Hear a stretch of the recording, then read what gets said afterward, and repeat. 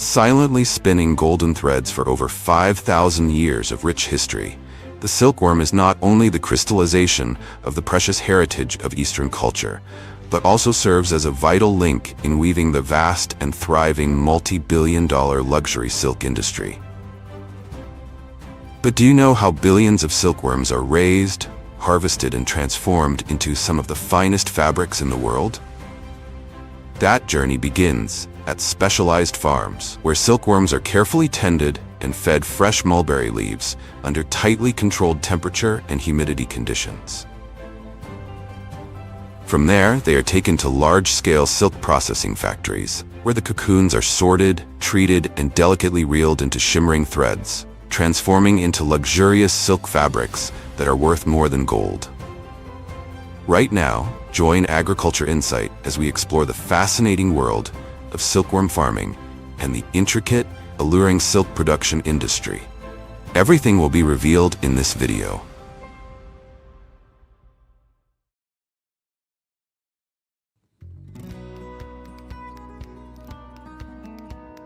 Modern silkworm farming and silk production today represent a true revolution, far beyond the traditional, manual methods that existed for thousands of years.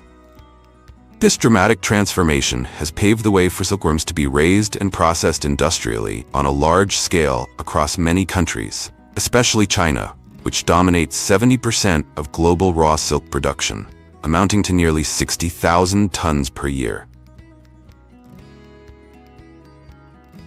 Though its appearance might be frightening to some, the silkworm creates something more precious than gold. With farms that can span tens of thousands of square meters, and they continue to expand in scale. So what is it that has kept silk so irresistibly captivating for millennia? Silk threads spun by the most common silkworm species, Bombyx mori, light as breath yet stronger than steel by weight, are the crystallization of an exceptionally intricate natural protein structure, made of a strong fibroin core tightly bound by a protective sericin layer. This dual protein architecture gives silk its unmatched combination of strength, softness, and natural sheen, a marvel that humans have yet to replicate artificially. As a timeless symbol of elegance, skillfully connecting Eastern and Western cultures, mulberry silk carries profound historical and artistic value and is celebrated today in haute couture collections worth hundreds of thousands of dollars from luxury fashion houses such as Hermès, Dior, Valentino, and Elie Saab. And the journey of the world's most luxurious silk begins with the simplest of things, silkworm eggs, more delicate than specks of dust. If not killed for silk reeling, then after about 9 to 10 days inside specially selected cocoons, the pupae will emerge as adult moths and be ready to reproduce within just 2 to 4 hours. Importantly, silkworms are extremely sensitive, so this process must take place in individual trays or mesh enclosures, under soft lighting and in a quiet environment to ensure optimal results. Over thousands of years of domestication, the moth has lost its ability to fly due to its shrunken wings, weak chest muscles, and overly heavy body. That is how we have designed the silkworm to produce silk for its entire life. Over the next 24 to 48 hours, each female moth can continuously lay between 300 and 500 eggs. These tiny eggs gradually change color from pale yellow to gray, a clear sign of successful fertilization. After being carefully collected and cold stored, only the highest quality eggs are transferred to incubation chambers, where ideal conditions of 24-25 degrees Celsius and 80 to 85% humidity are maintained to trigger hatching. Then, following a patient wait of around 10 days, tiny silkworm larvae begin to emerge, marking the start of a life journey that is both fragile and extraordinary.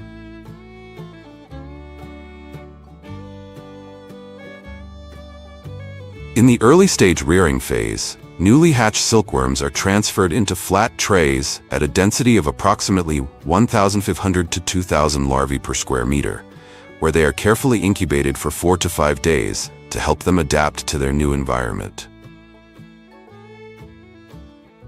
At this stage, the tiny creatures are fed nutrient-rich mulberry leaf cakes using automated spreaders. They feed continuously, day and night, growing rapidly with each passing day, much like popcorn kernels bursting in a hot pan.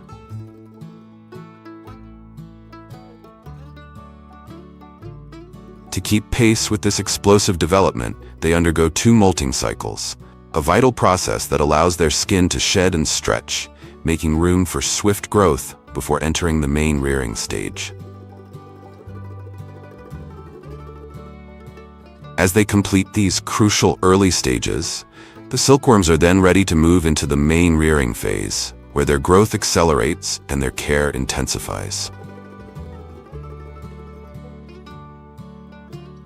To prepare for the maturation phase, the silkworm's diet changes significantly. Every early morning, farmers head to the mulberry gardens to harvest fresh leaves, especially those from the middle to lower parts of the branches, where the nutrient levels are best suited for growing silkworms. An interesting fact, silkworms do not drink water throughout their entire life cycle. That's why ensuring the leaves are completely dry before feeding is an essential step in professional silkworm farming. If the leaves are still wet with dew or moisture, they can cause bloating, disease, or even mass mortality among the silkworms. Now, feeding the silkworms becomes a race against time, as the appetite of billions surges dramatically. In the most modern farms, they are raised on floors spanning tens of thousands of square meters, providing spacious environments for optimal growth. Instead of finely chopped tender leaves, silkworms now require larger, more mature mulberry leaves to satisfy their increasing hunger. They are fed fresh leaves 5 to 6 times a day, carefully spread out to ensure even distribution, not only to promote efficient feeding, but also to reduce stress and overcrowding, which could lead to suffocation. An indispensable factor during this period is the application of lime to sterilize the environment by killing harmful bacteria and fungi, reducing the risk of disease, while also helping to maintain a balanced pH level. During this final feeding period, which lasts around 10 to 12 days, the silkworms undergo 2 additional molts to keep up with their rapid growth. At this stage, feeding is no longer a simple task. It becomes a delicate symphony between nature and precision, all in preparation for the next phase, spinning their precious golden cocoons. When silkworms show signs of a translucent abdomen and reduced appetite, farmers, relying on their experience, gradually lower the hanging frame system made of straw, bamboo, or plastic closer to the ground. From there, among billions of tiny compartments, these gentle creatures instinctively find their favorite spots to settle and spin their cocoons. Thanks to a sophisticated silk gland system, much like that of spiders, the silkworm spins by rhythmically moving its head in a figure-8 pattern, producing thousands of loops of filament that can stretch over 1,000 meters. Within just 2 to 3 days, it forms a cocoon, both a safe haven and a precious treasure for the silk industry. So what truly happens inside this mysterious cocoon? Over the next 7 to 10 days after completing its cocoon, the silkworm lies still and silently transforms into a pupa, a crucial metamorphosis preparing it for the next stage in its extraordinary life cycle. While waiting for Bombyx mori silkworms to spin their cocoons, there's another remarkable species you may have never heard of, the tussa silkworm. Renowned for its wild silk threads that are 2 to 3 times stronger than those of its domesticated cousin. Moths harvested from the previous season are stored in hundreds of separate cages, ensuring stable environmental conditions to maintain their health and reproductive ability. They are then evenly released onto hanging racks inside the rearing cages, where they have space to fly freely and mate naturally. After about 3 to 5 days, An important technique involves farmers gently shaking the racks with sticks to dislodge pollen, stimulating more effective mating and increasing egg fertilization rates. Unlike cultivated silkworms that feed exclusively on mulberry leaves, tussa silkworm eggs hatch into larvae that are raised to maturity on oak, elm, or wild apple leaves. A defining difference is that tussa silkworms are usually allowed to complete their life cycle and emerge as moths, ensuring genetic diversity and supporting long-term sustainability rather than prioritizing silk yield alone. Thanks to its rich texture, natural golden hue, and ethical appeal, premium wild tussa silk is typically reserved for luxury fashion or bespoke works of art, with some final creations commanding prices in the millions.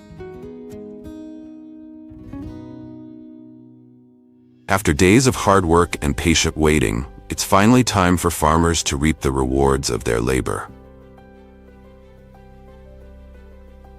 In the past, silkworm cocoons were harvested entirely by hand. Farmers would skillfully pluck each cocoon from the bamboo frames using their fingers.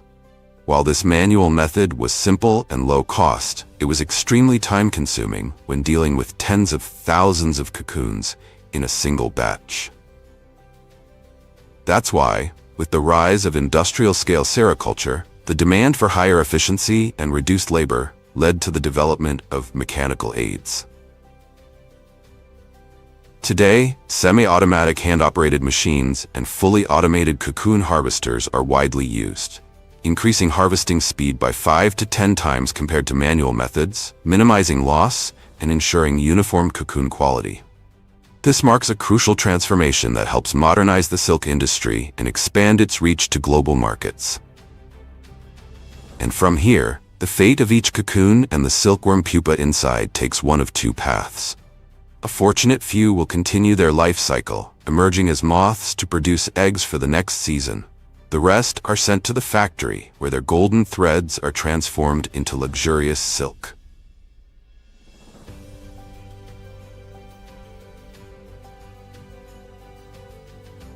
When thousands of tons of cocoons arrive at the factory, the transformation into silk begins with the sorting stage. Skilled workers carefully examine each cocoon, selecting them based on criteria such as size, weight, uniformity, and shell thickness. Only the highest quality cocoons are chosen for premium silk production, ensuring the final product meets the finest standards of texture and craftsmanship. Next comes a critical step to prevent the silkworm from developing into a moth and breaking the cocoon. This is done by exposing the live cocoons to high temperatures through methods such as steam treatment, hot air drying, or immersion in hot water. This process not only halts metamorphosis, but also sterilizes the cocoons and preserves the unbroken structure of the silk filaments, ensuring longer shelf life and superior thread quality. But that alone isn't enough to soften the sericin, the natural protein that acts as glue, binding the silk fibers together. So after the pupae are removed, the cocoons are gently warmed in hot water at around 60 to 90 degrees Celsius. Now, the heart of the entire process begins to beat, as the softened cocoons enter the mesmerizing silk reeling stage. If you look closely, you'll notice the rotating brushes gently swirling in hot water, not only to loosen the outer sericin layer, but also to skillfully locate the silk filament's end, finer than a strand of hair. As soon as the brushes uncover and separate this delicate tip from the cocoon, a sharp-eyed worker quickly identifies it and carefully guides it into the reeling machine.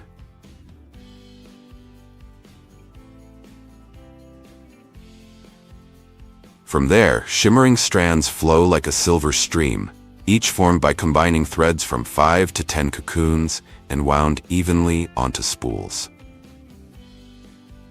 Though a single cocoon can yield up to 1,000 meters of silk, it takes between 2,500 to 3,000 cocoons to produce just half a kilogram of raw silk, the precious material behind the world's finest silks. Once the raw silk threads are drawn, they move on to the twisting stage, where multiple fine filaments are gently spun together to enhance their strength, consistency, and suitability for weaving.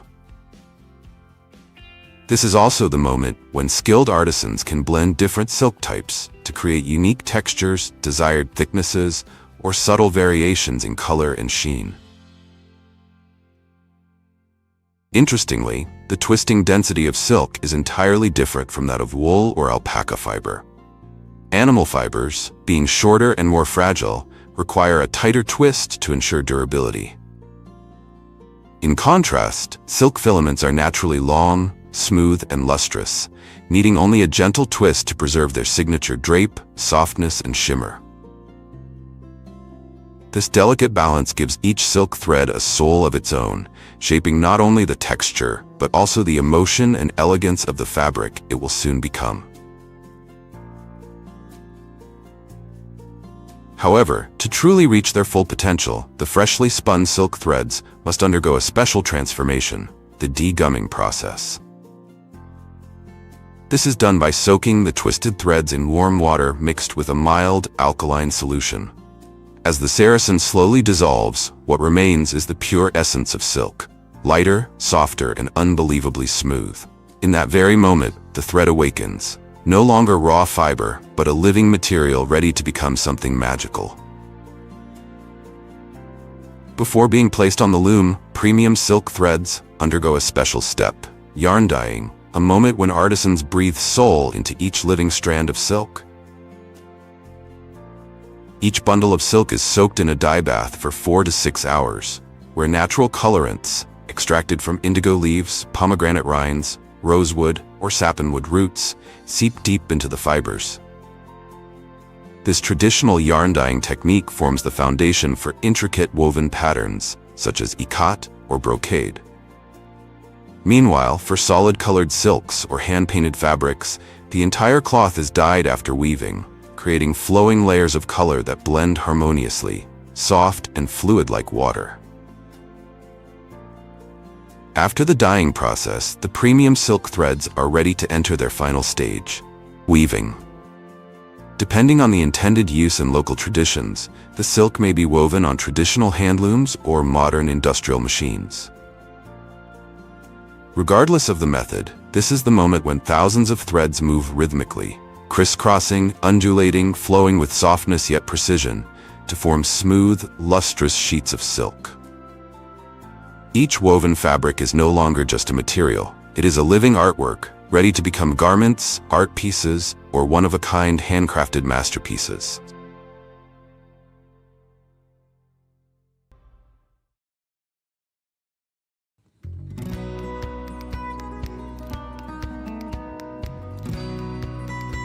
Modern crocodile farming today is truly a revolution, far beyond the crude methods that existed for centuries. This dramatic transformation has paved the way for crocodiles to be raised and processed industrially in over 30 countries, with major hubs like Thailand, Australia, South Africa, the United States, and China, home to high-tech farms and specialized processing facilities. These farms can span up to 100,000 square meters, housing tens of thousands of crocodiles at various life stages, and they continue to expand. But what's the real reason crocodile meat and skin are in such high demand? With a lifespan of up to 50 years and a rare, time-enhanced sheen, crocodile leather has become the crown jewel of luxury fashion, featured in pieces like the $500,000 Hermes Himalaya Birkin and Louis Vuitton crocodile locket.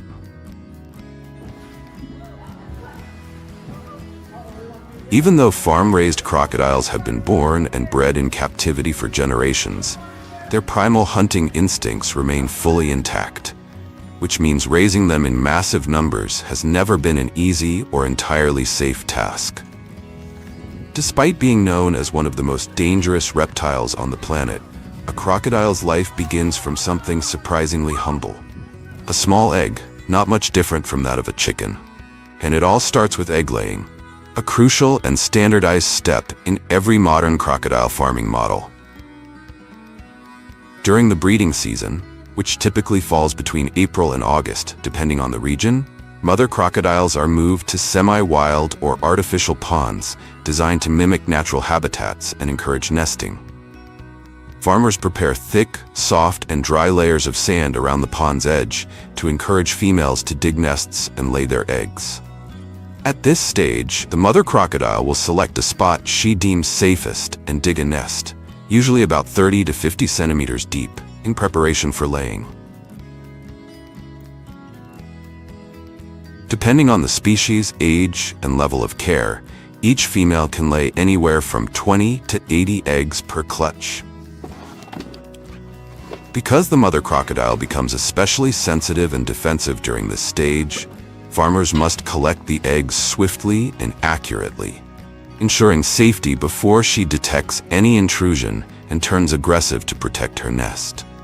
Therefore, farmers typically try to separate the mother crocodile from the nesting area before beginning the egg collection process.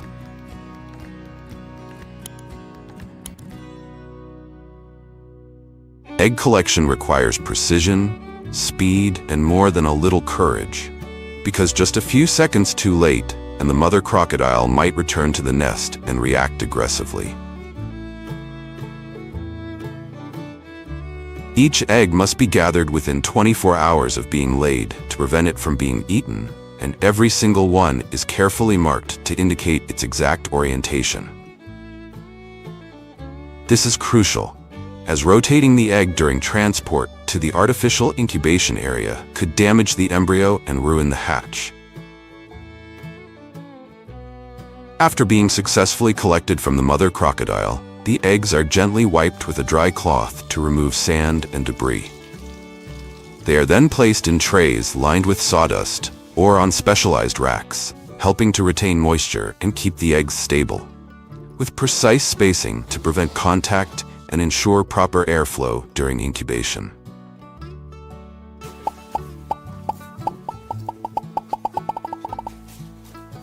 They are then placed into an automated incubation system within a climate-controlled environment where humidity is maintained at 90–95% and the temperature is kept between 30 degrees Celsius and 33 degrees Celsius, creating ideal conditions to maximize hatch rates and ensure healthy embryo development. One fascinating fact is that the gender of baby crocodiles is not determined by chromosomes as it is in many other animals, but entirely by the temperature during incubation. If the temperature exceeds 32 degrees Celsius, most of the hatchlings will be male. In contrast, temperatures below 30 degrees Celsius tend to produce mostly females.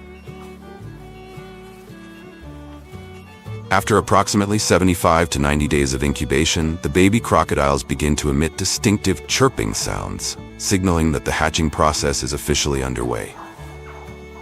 After hatching, baby crocodiles are transferred to separate nursery areas, typically cement ponds equipped with water circulation systems, temperature control, and overhead covers to maintain stable living conditions.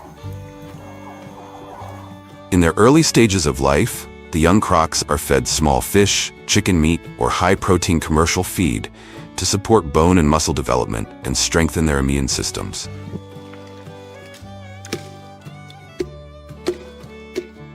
They're usually fed once or twice a day at fixed times to help establish a consistent biological rhythm and minimize aggressive competition during feeding.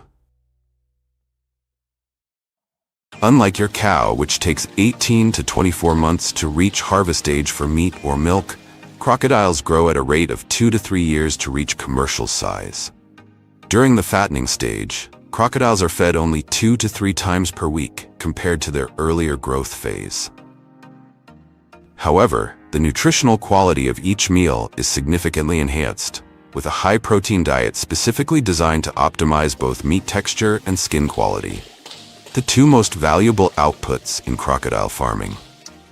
Even though they don't eat daily like other livestock, crocodiles can still suffer from obesity and digestive issues if their feed intake is not strictly limited to under 10% of their body weight. Thanks to this careful feeding management, the fattening process not only helps crocodiles reach their ideal weight, but also ensures they meet the strict standards of the premium meat and leather markets.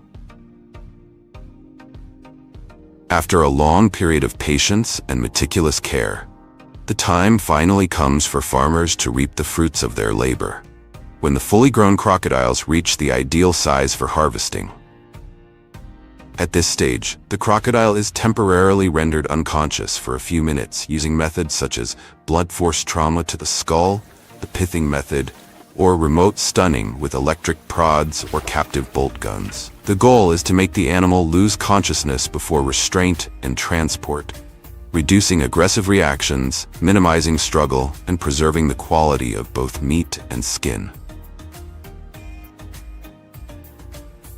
However, as animal welfare becomes an increasingly important and regulated issue in the farming industry, electric stunning has become the more widely adopted method at many modern crocodile farms.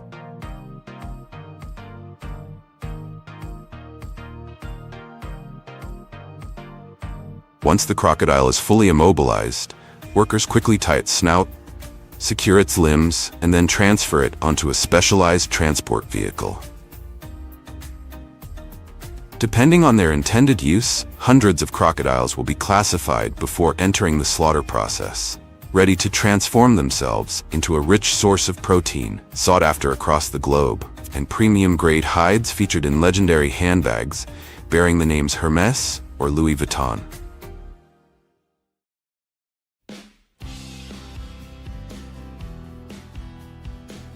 Immediately upon arrival at the processing facility, workers use a specialized sharp knife to sever the carotid artery, or the artery at the back of the neck, allowing the crocodile to quickly stop breathing and bleed out while still under the effects of electric stunning or sedatives.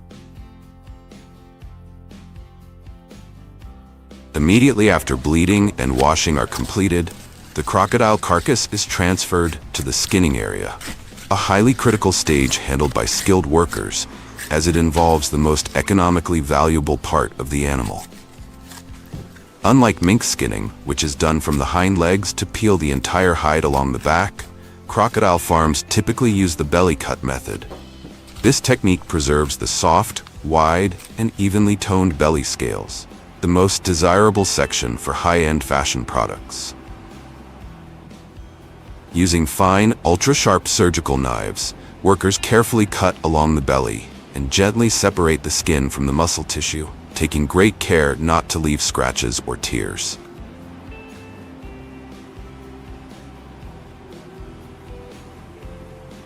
A flawless crocodile hide can measure between 40 to 60 inches in length and fetch anywhere from $300 to over $10,000 a piece, depending on its size and quality.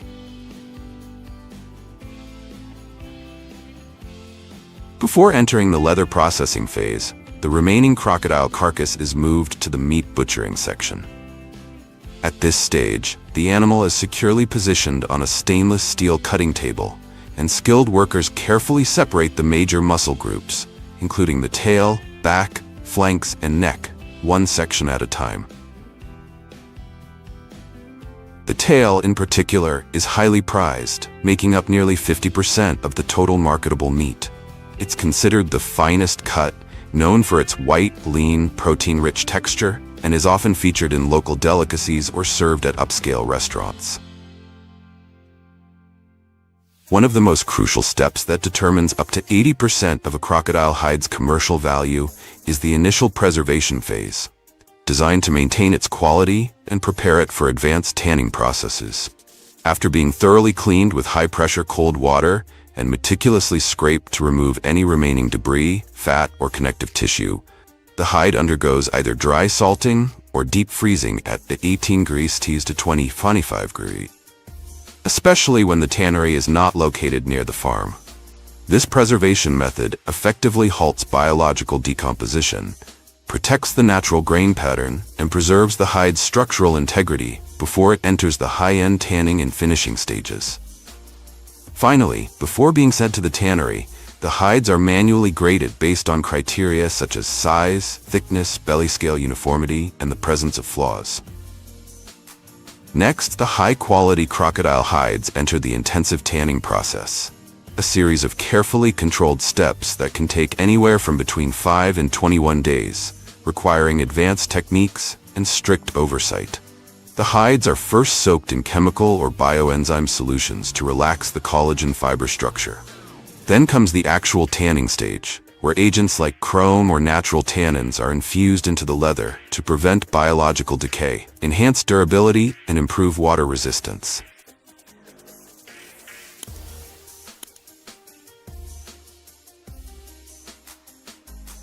After the tanning process is complete, the crocodile hides move on to the shaving stage.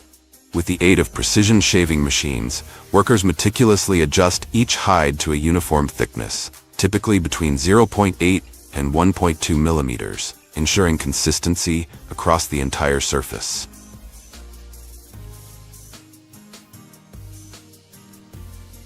Next, the most experienced workers, with sharp eyes and steady hands, manually inspect and sort the hides. Only those that meet the highest standards, with clearly defined belly scales, a soft texture, and no visible defects, are selected to proceed to the final stages of dyeing and surface finishing. Depending on the specific demands of fashion brands, the crocodile leather may be dyed in a uniform color or treated with special effects such as ombre gradients, metallic finishes, marbled tones, or vintage-style patinas. This dyeing process is typically done either by hand or through semi-automated techniques, ensuring that each hide retains its natural grain texture while achieving flawless, vibrant coloration. After a long journey of patience and precision, the crocodile hide finally reaches the final stage, polishing and surface finishing, where its natural beauty is awakened and elevated into a pinnacle of luxury craftsmanship. The leather is passed through specialized equipment for pressing, buffing, waxing, or protective coating, depending on its intended use. Some workshops still apply traditional techniques, such as hand oiling or polishing with smooth stones, to achieve a finish that's both gently glossy and naturally supple.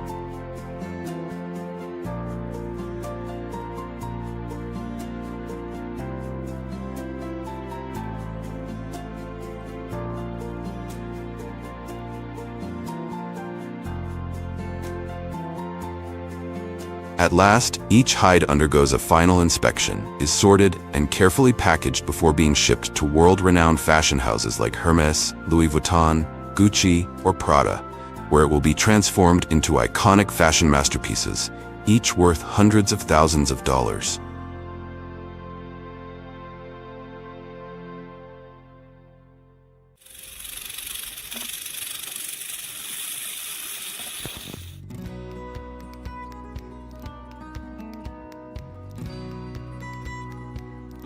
With just 0.5 grams of king cobra venom, more than 100 adult humans can be killed.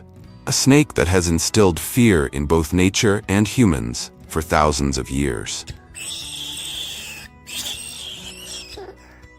Despite this, surpassing agricultural powerhouses like the United States, Brazil, and India, China not only dominates the world in total agricultural output value, but has also become the global center for domestication of this creature into a profitable industry, with over 600 farms supplying around 80% of the increasingly sought-after commercial snake market.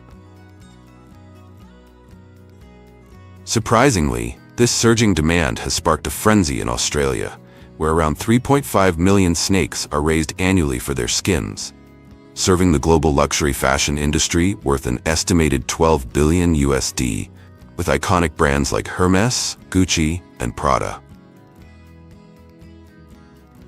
What factors are fueling this booming global fascination for snake farming? Unlike conventional livestock such as beef, chicken, or pork, snake meat stands out with its uniquely delicate flavor, high protein content, low cholesterol, and is considered a premium delicacy in Asian culinary culture. Even more notably, snakes are used to make whole-body infused wines, a type of liquor believed to nourish health, boost vitality, and enhance sexual function for those suffering from sexual dysfunction. Alongside meat and skin, snake venom has become a highly valuable resource, with horse-derived serum enabling leading research centers in the United States, Brazil, Mexico, and Thailand to develop life-saving antivenoms that protect millions of lives.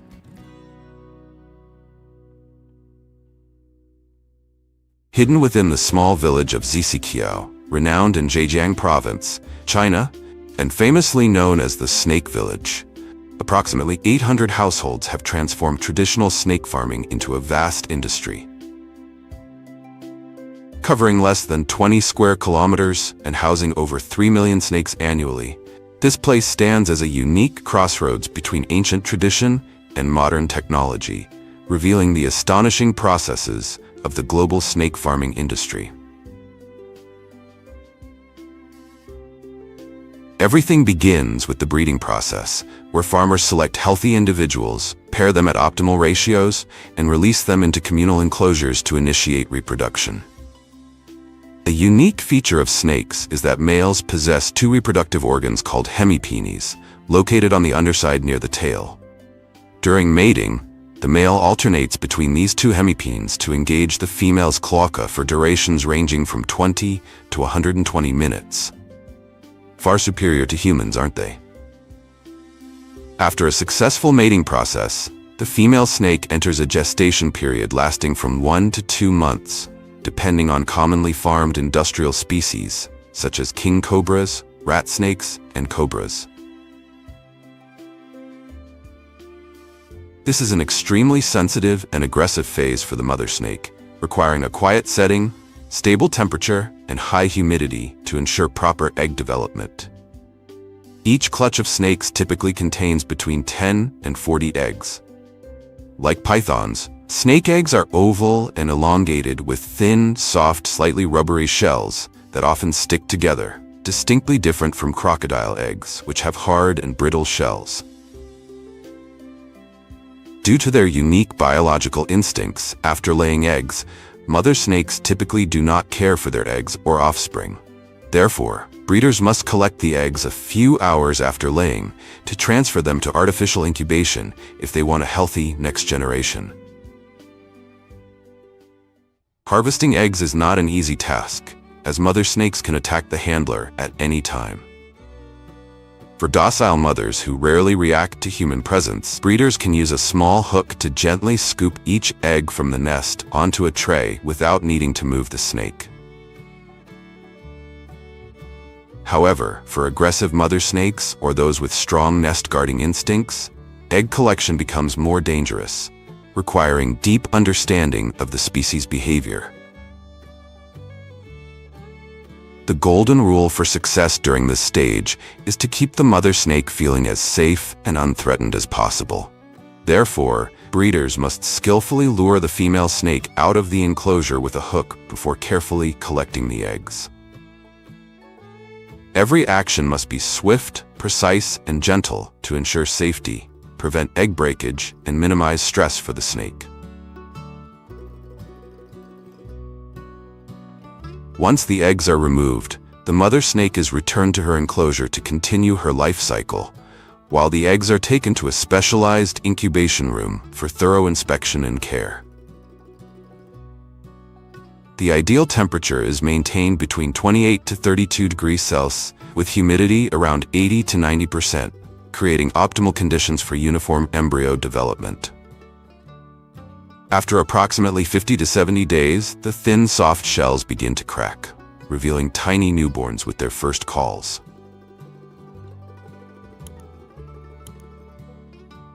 Immediately after hatching, baby snakes are moved to a separate care area.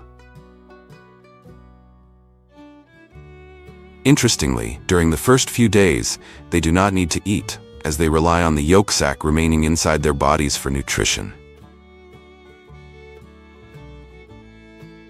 Now, the next task for the farmers is to satisfy the hunger of millions of ravenous snakes, each one a demanding eater with a diet unlike any other farm animal. After their first shed, usually occurring between 5 and 10 days, they begin their first feedings, typically on small prey such as pinky mice or finely ground feed. This stage is extremely sensitive, requiring breeders to closely monitor each individual to ensure the highest survival rate, which directly impacts the quality of future generations throughout all subsequent processes. For ravenous danger noodles that are weak or fussy eaters, breeders often isolate them for closer monitoring and use methods such as scenting the prey, offering live feed, or gently assisting with feeding to stimulate appetite and improve survival chances. When snakes grow bigger and stronger, usually between 1 to 2 months old after hatching, they are transferred to separate enclosures to facilitate care, management, and size-based classification. To raise a healthy and uniformly growing clutch of snakes that meet commercial standards, diet is the key factor. Compared to their vulnerable early stage, adult snakes require higher protein intake, larger prey sizes, and feeding cycles adjusted flexibly according to each individual's growth rate. Among their favorite foods, especially for king cobras, is quail.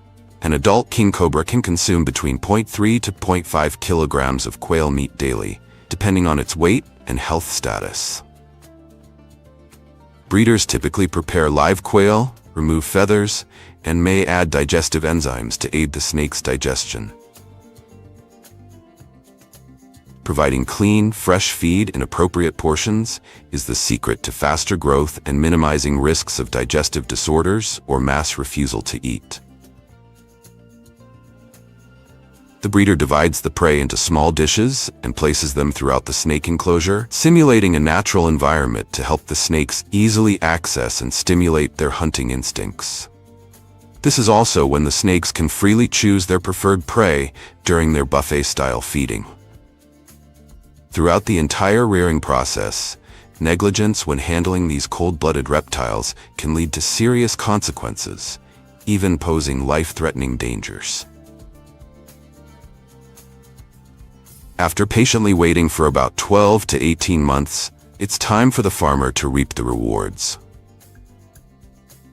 The breeder goes to each enclosure using specialized hooks or locking rings to quickly restrain the snakes, then gently places them into transport containers lined with fabric bags or mesh sacks to secure them.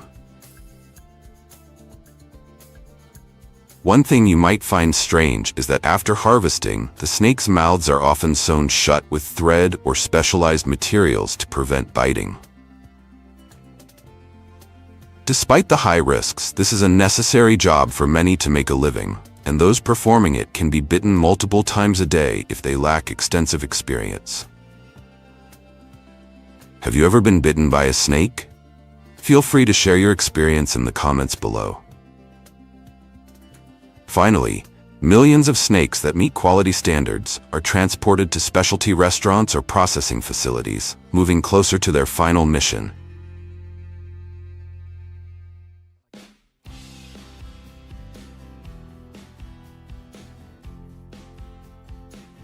First, we will explore the process of producing snake wine, one of the renowned specialties of the Guangxi region in China, as well as the mountainous areas of Vietnam and Thailand, with a commercial value reaching up to $10 million USD annually.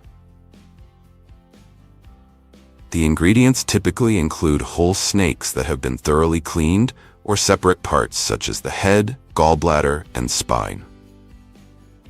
The snakes are then placed into jars filled with rice wine at an alcohol concentration of around 40% to 50%, allowing the infusion process to extract medicinal compounds such as peptides, enzymes, amino acids, and bioactive proteins. According to traditional beliefs, soaking live snakes is thought to enhance the medicinal value of the wine due to the natural compounds released during the process. The special thing about snake wine is that the longer it is aged, the more valuable it becomes. After aging for about 3 to 5 years, its price can reach thousands of dollars per bottle. While scientific research has yet to fully confirm its effects, it is widely reputed for its ability to nourish health, boost vitality, and treat certain conditions such as sexual dysfunction, joint pain, and chronic fatigue. Besides that, snake meat is also extensively utilized by humans as a high-protein, low-fat food ingredient and has long been featured in traditional medicine. The processing begins with basic steps, removing the skin and internal organs, retaining the firm, white, tender, and low-fat meat. Then, the meat is cut into chunks or thin slices depending on the intended use or market requirements. But the value of snakes doesn't stop there. Snake skin is a crucial component that generates significant profits, thanks to its uniqueness, rarity, and steady demand in the luxury fashion market. The first step in the snake skin processing is to anesthetize or immobilize the snake, after which workers carefully peel off the skin entirely by hand.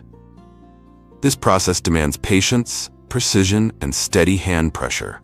Just one slip can tear the skin, cause scale loss, or damage the pattern, which are critical factors in determining the final product's value. After being thoroughly cleaned of blood and mucus, the skin is salted for about 12 to 24 hours to preserve it and prepare it for the tanning process. Following tanning, the snake skin is stretched onto frames to flatten and shape it properly, ensuring a smooth surface for further processing. Next, snake skins are taken out of the conditioning oil baths and carefully spread on glass panels or flat tables. Skilled artisans use rubber squeegees to evenly distribute the oil, remove air bubbles, and press the oil deep into the fibers. Then the skins rest for 6 to 12 hours to allow full absorption and surface stabilization before final finishing. Delving further into the core of the process, after dyeing, skilled artisans employ high-speed polishing wheels, spinning between 1500 and 3000 RPM, to carefully buff the surface of the snakeskin, accentuating the distinct scale patterns and producing a natural shine. Following polishing, the snakeskins move through an automated spraying system that applies a uniform protective layer, enhancing gloss, locking in color stability, and safeguarding the surface, readying the skins for final inspection and export. It's no coincidence that fashion houses like Gucci, Hermes, and Versace favor this material. Snakeskin is not only lightweight, durable, and flexible, but also features unique patterns, each piece a natural fingerprint that cannot be duplicated, making it ideal for handcrafted luxury products valued at hundreds of thousands of dollars. That is not the end of the value chain. Venom extraction, the most valuable product from snakes, has transformed a once deadly substance into a vital component of life-saving medicines and advanced medical therapies. The process begins with a seemingly simple yet inherently dangerous step: milking the snake for venom. Each snake selected for milking must meet strict criteria. It must not be shedding, not stressed, and fully recovered from the previous milking. Technicians use specialized tools to clamp the snake's head, then gently press its neck down on a table for control. As a defensive reflex, the snake bites through the rubber membrane, causing venom to drip into the vial. This clear liquid, sometimes with a golden or pale green tint, is the raw material for the billion-dollar anti-venom industry. Although only about 10 to 30 milligrams of venom is collected per session, just 5 milligrams of cobra venom can be fatal to an adult if not treated promptly. Immediately after collection, the venom is rapidly frozen or lyophilized to preserve its biological activity, as the enzymes in venom are extremely sensitive to temperature and light. Any slight mishandling can render the entire batch worthless. After collection, the venom is diluted and injected in increasing doses into large animals, such as horses, to stimulate the immune system to produce specific antibodies against the toxins. This process lasts from several weeks to months, with each injection carefully monitored to ensure the horse is not overwhelmed by the toxin. Once the antibody levels in the blood reach the required threshold, the horse's blood is drawn and centrifuged to separate the serum. The antibody-containing serum is then filtered, purified, and tested before being packaged in liquid or lyophilized form. The final product is anti-venom, the only biological preparation capable of neutralizing toxins in humans severely bitten by snakes. The entire production process requires high precision, strict sterile conditions, and is overseen by pharmaceutical facilities or specialized toxin research centers. Each vial of antivenom is the result of months of careful cultivation, testing, and storage, all starting from a single drop of venom. Each year, as many as 137,000 people lose their lives to snake bites, a heartbreaking figure that highlights the severe lack of access to antivenom treatment. Yet only 10 to 20% of victims receive timely medical care, as the cost of each vial can reach thousands of dollars, far beyond the means of most people. The question is not only how to produce more antivenom, but how to ensure this life-saving treatment reaches everyone, regardless of wealth, so that every drop of antivenom is not a luxury commodity, but a real chance for survival for thousands who are waiting.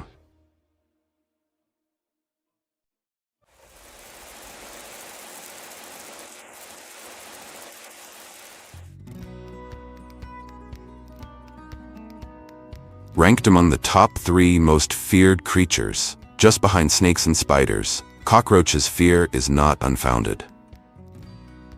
They are often associated with filth, dwelling in garbage and sewers, and are known to spread harmful diseases such as dysentery, typhoid, and hepatitis A.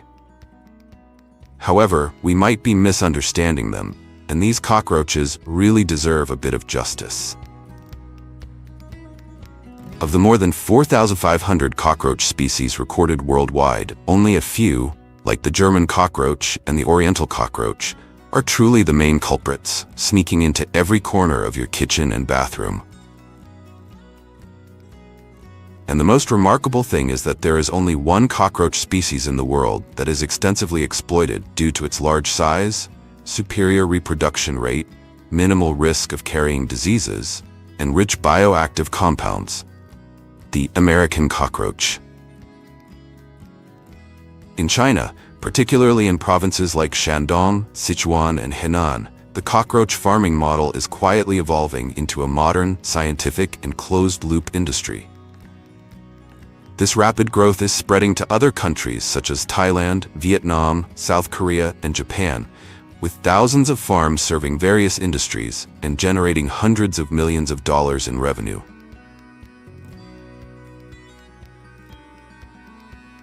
Before establishing a cockroach farm with millions, even billions of cockroaches, the first thing farmers need to prepare is a suitable shelter for them to settle and reproduce.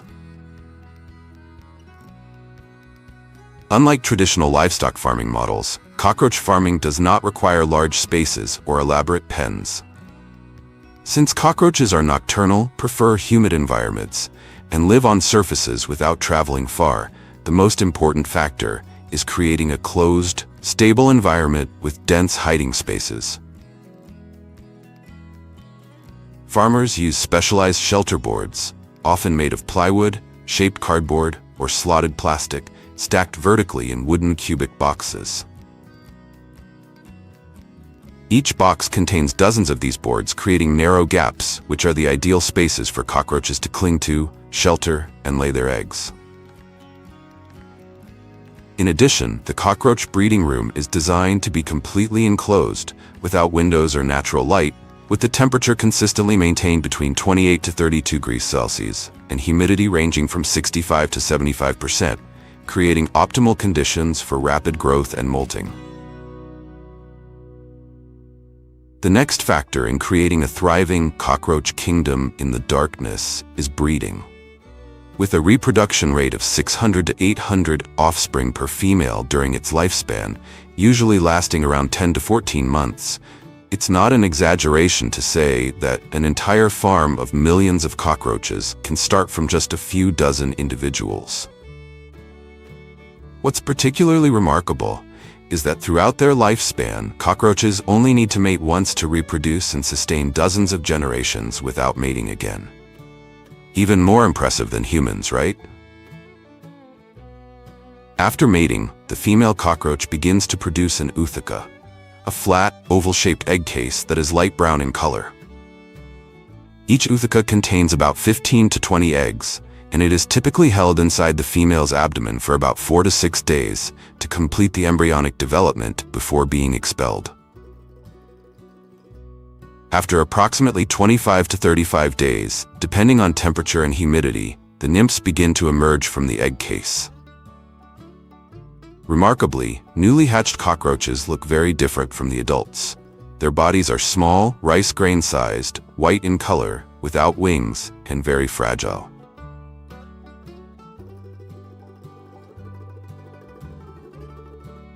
They will undergo several molts, gradually turning darker brown, then reddish brown, and eventually developing into fully grown adult cockroaches.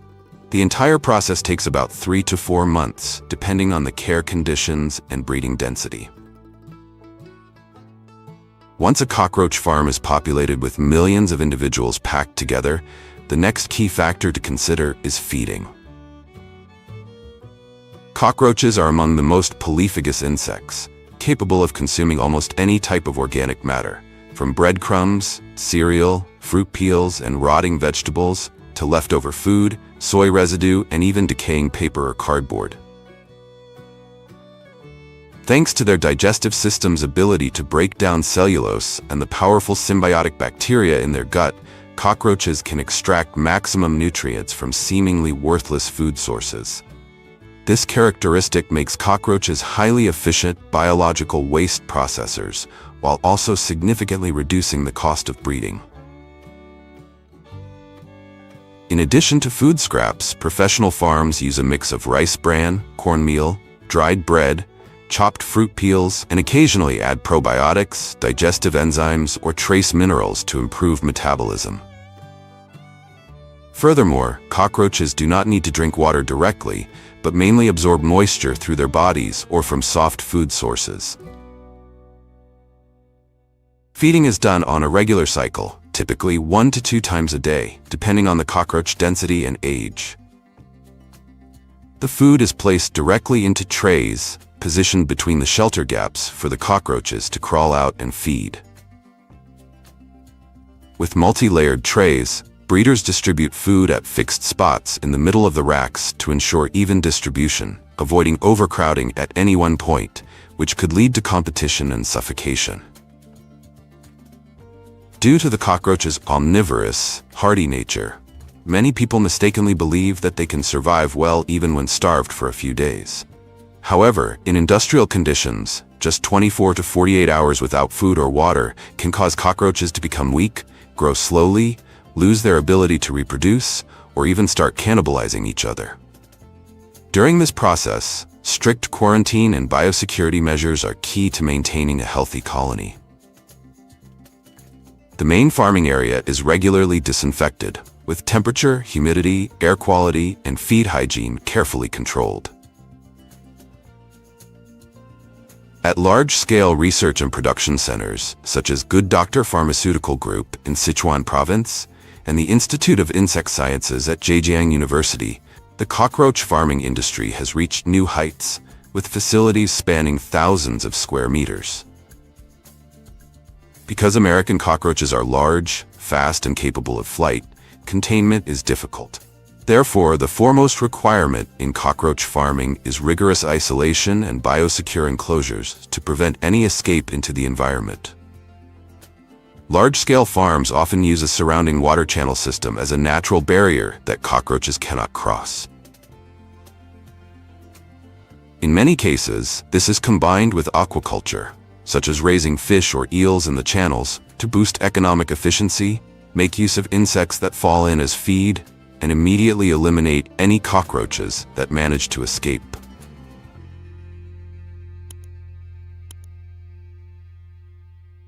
After about 4 to 6 months from the time an egg case is laid, the adult cockroaches begin to enter the harvesting phase.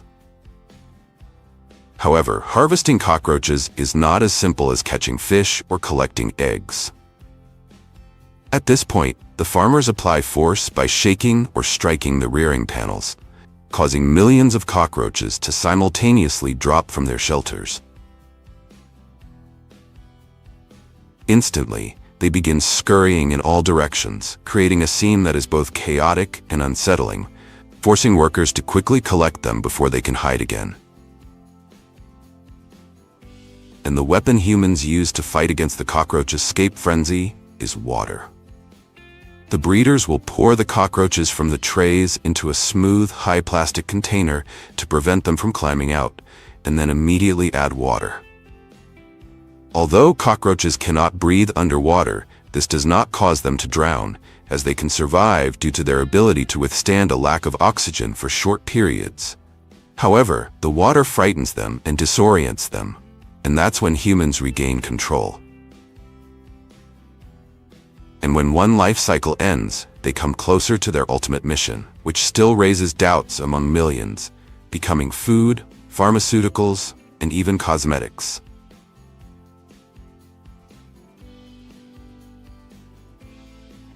The first step in the cockroach processing procedure is to completely dry them in a sunny area. The goal of this process is not to make the cockroaches die immediately, but to dehydrate them and stop their physiological activities, ensuring long-term preservation without mold or spoilage. After about 6 to 8 hours under a temperature range of 28 to 32 degrees Celsius, the exoskeleton becomes brittle with a reddish-brown hue and no longer emits a foul odor. At this point, the cockroaches are ready for the next step.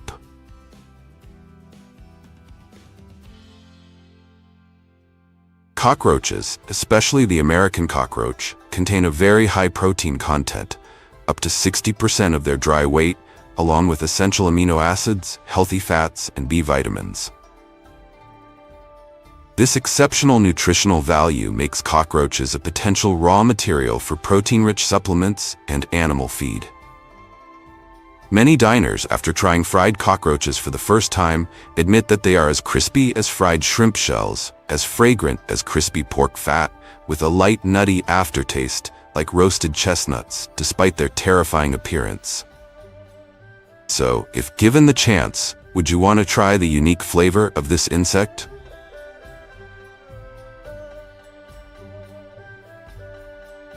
In addition to being used as food, cockroaches are also used in traditional medicine to treat swelling, boils, and minor burns. In some rural areas of China, dried cockroaches are ground into a paste and directly applied to the affected area to promote healing. This is because cockroaches contain many antibacterial peptides and tissue-regenerating compounds, which help heal the skin quickly. From traditional knowledge, cockroaches have gradually been utilized more in the modern pharmaceutical and cosmetic industries. In specialized factories, dried cockroaches are processed into fine powder, potent liquid extracts, or concentrated biological solutions, with prices typically around 40 to 50 USD kilograms and up to about 350 US kilograms for high-quality products. These are then used as key ingredients in pharmaceuticals for stomach ulcers and intestinal inflammation, as well as in scar-healing creams and skin regeneration serums. With the unexpected values that cockroaches bring, from biological waste processing to becoming a valuable resource in various industries, we cannot deny that this once despised creature now holds an irreplaceable position in the modern world.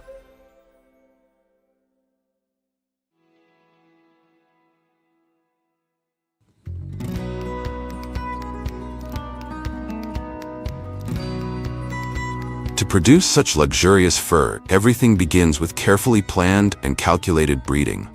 During mating season, farmers handpick mink breeding pairs with the most desirable coats. Pure color, dense fur, fine texture, and no signs of genetic illness. Selected males are then moved into the females' cages to begin mating.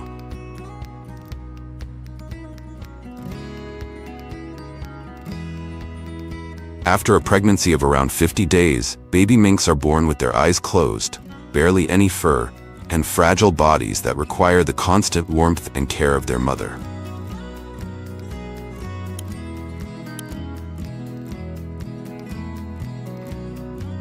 In the first few weeks of life, mother minks instinctively stay close or cover their kits to keep them warm.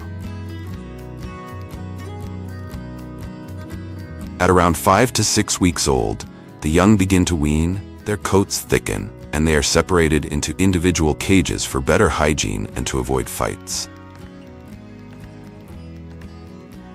From this point on, their diet and environment are closely monitored to ensure their fur develops evenly in color, thickness, and commercial quality.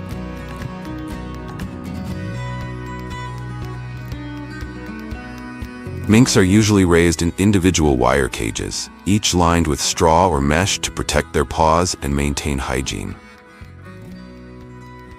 The ideal temperature is maintained between 5 to 15 degrees Celsius, cool enough to encourage thick, shiny, and uniform fur growth.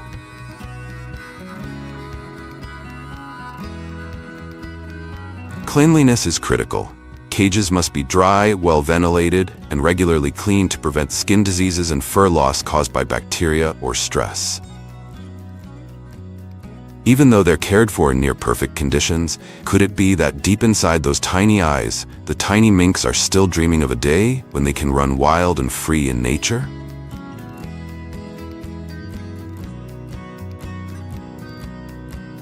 To develop the thick, glossy, and uniform fur desired in the fashion industry, minks require a specialized, closely monitored diet. Crafting the ideal meal plan is no easy task. Ingredient selection plays a key role.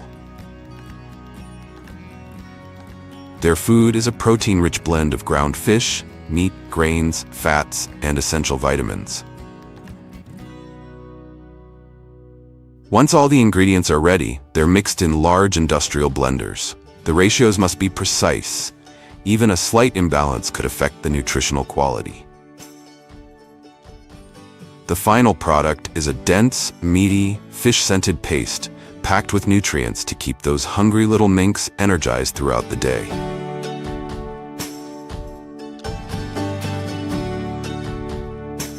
Every day, this feed is loaded into special distribution vehicles equipped with pressure nozzles that spray the mixture directly onto the top mesh of each cage. Unlike most animals fed from trays, minks have a natural habit of reaching upward to eat, mimicking their instinctual hunting behavior.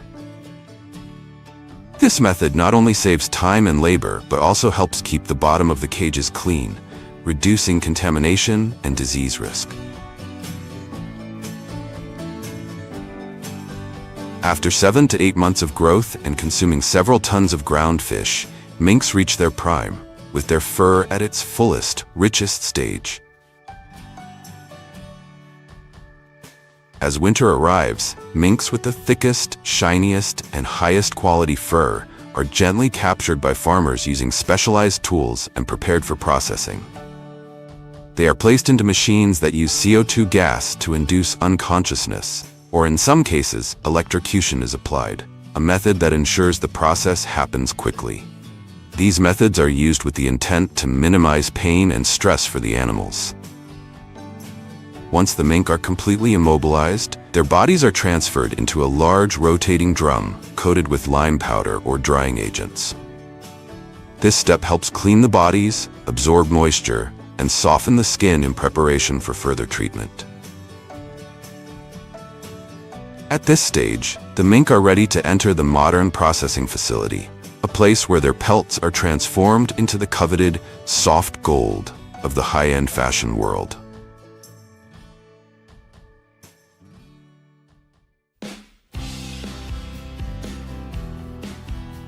When the transport trucks arrive at the factory, the mink with their soft, luxurious fur are unloaded into storage, ready to begin their transformation. The first step in the production line is skinning. The process begins with the worker making a small incision along the lower belly or between the mink's hind legs using a specialized cutting knife. This creates an opening point for skinning. Next, the mink is placed onto a skinning machine equipped with a clamping mechanism. The animal's hind legs are secured into position, while the lower section of the pelt is gently pulled downward by hand, with mechanical assistance providing steady force.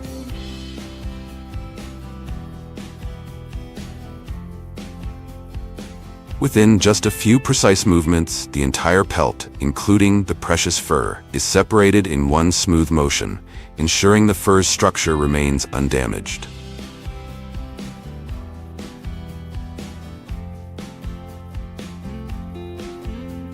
Right after skinning, the pelts retain moisture, body oils, and natural odors. If left untreated, they spoil quickly. So the skins are transferred to a large rotating drum, similar to an industrial washing machine, filled with dry powders like fine sawdust, slaked lime, or wood flour.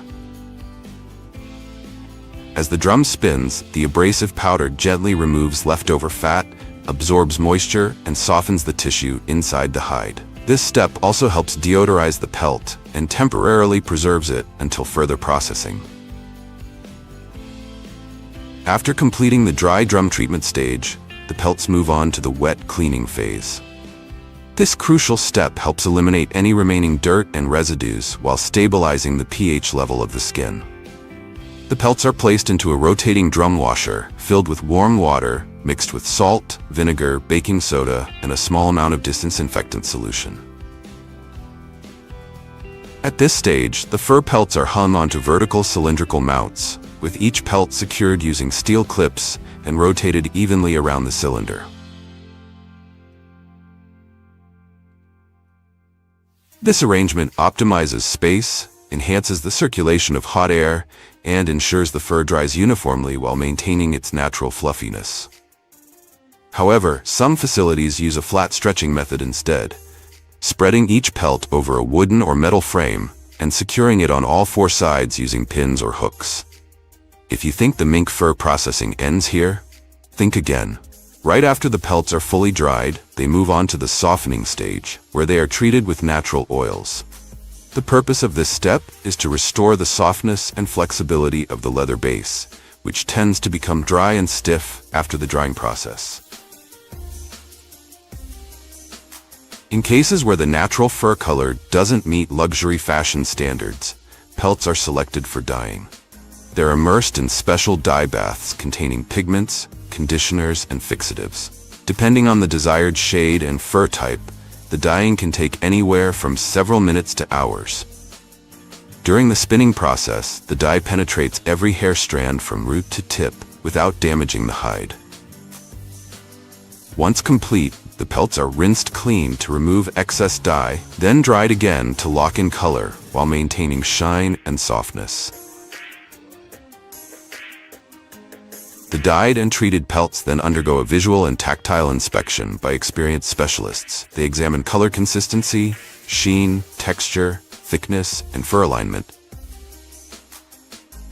Trained eyes can spot minute imperfections, like hair direction mismatches or subtle scratches that machines might miss. Each pelt is then tagged and graded according to quality, from standard to premium.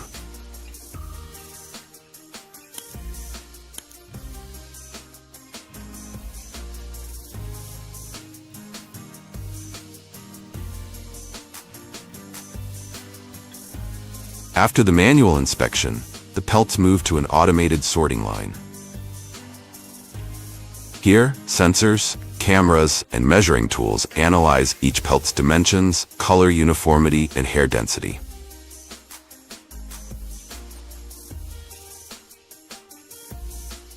The system then groups similar pelts together for easier matching during production or auctioning.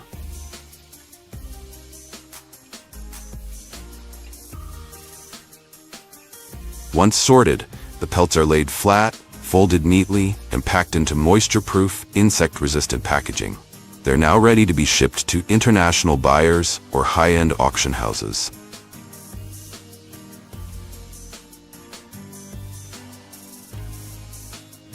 In top-tier tailoring workshops, expert artisans cut and stitch each pelt with meticulous care.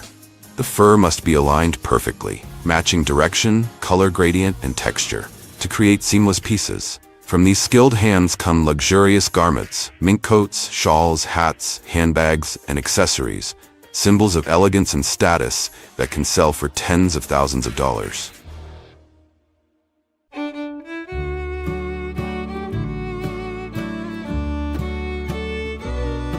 If you're not spending thousands on a luxury fur coat, would you consider dropping $1,000 just to sip a cup of coffee made from poop? So how exactly does animal waste turn into a dark, silky brew worth hundreds or even thousands of dollars? Let's uncover the mystery. The journey begins in October each year when coffee trees enter their peak ripening season. Farmers carefully climb ladders to hand-pick ripe coffee cherries, even from the highest branches.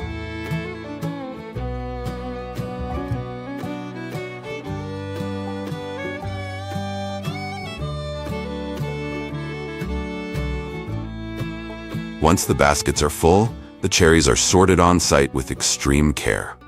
Only the brightest, ripest, and juiciest red cherries, those that meet the highest sweetness and aroma standards, are selected for civet coffee. Anything less is unworthy of becoming this gourmet product. In civet coffee farms, civets are kept in individual steel cages and fed a monotonous diet: red coffee cherries, day after day. No more wandering freely in the forest, no more choosing what they like. Now they eat only what's provided.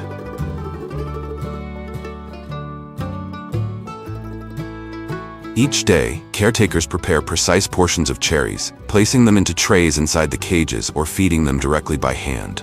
The cherries must be ripe, clean, and unblemished. If a civet refuses to eat or vomits the cherries, the fermentation process fails, ruining the final product. Since civets are nocturnal by nature, most of their feeding happens at night. And here lies the first secret of this ultra-premium brew: the strange fermentation that takes place inside the civet's digestive system. The civet eats the cherries but only digests the sweet pulp outside.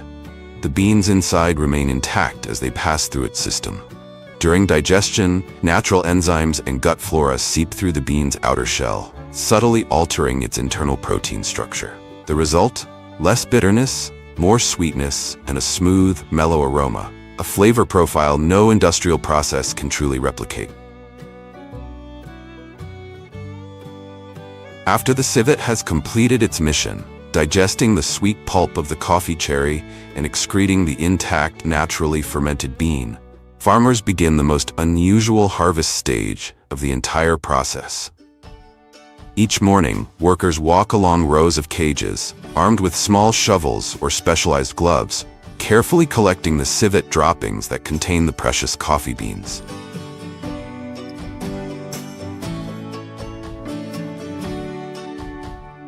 It's not exactly the most glamorous job in the world, but it's the very first step in creating one of the most expensive coffees ever brewed. So here's the question: if you were paid $20 an hour, would you be willing to roll up your sleeves and join the elite ranks of the world's poop collectors?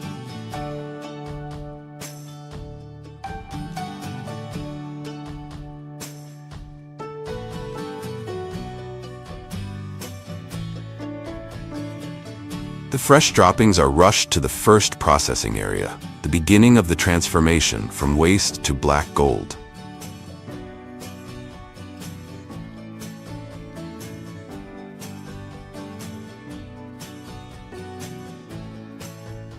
There, workers in protective gear manually separate the beans from the feces, one by one. This step requires patience and precision, as each bean must remain whole and undamaged to preserve its quality for roasting later. The separated beans are then submerged in large tanks of water and washed thoroughly in several stages. The first rinse removes loose dirt.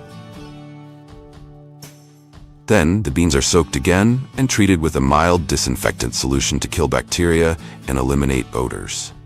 They're stirred by hand or using aeration systems to lift off any remaining residue. This multi-stage cleaning can take 2 to 4 hours, depending on how clean the beans are at the start. Once finished, the beans are drained and moved to the drying phase. After rinsing, the beans are spread out evenly across wire mesh trays or concrete drying yards. For the next 3 to 5 days, they're dried naturally under the sun. During this time, workers turn the beans several times a day, usually 3 to 4, to ensure even drying and prevent mold or unwanted fermentation. It might sound simple, but this step is critical. poorly dried beans can ruin the flavor and consistency during roasting. Once the beans reach a moisture level of about 12%, they're finally ready for the most crucial phase, roasting. Roasting is where the magic happens, and the value of these rare beans is truly unlocked. The beans are placed into small, high-precision roasting machines. Temperature and time are carefully controlled, usually between 180 degrees and 220 degrees Celsius for 15 to 20 minutes, depending on the desired roast level.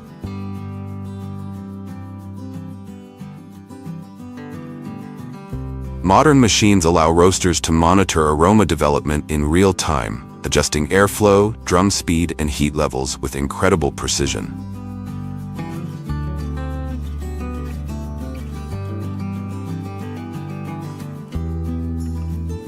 As the beans expand and crackle, they release a subtle, sweet aroma, softer than regular coffee, like opening a box of long-forgotten memories.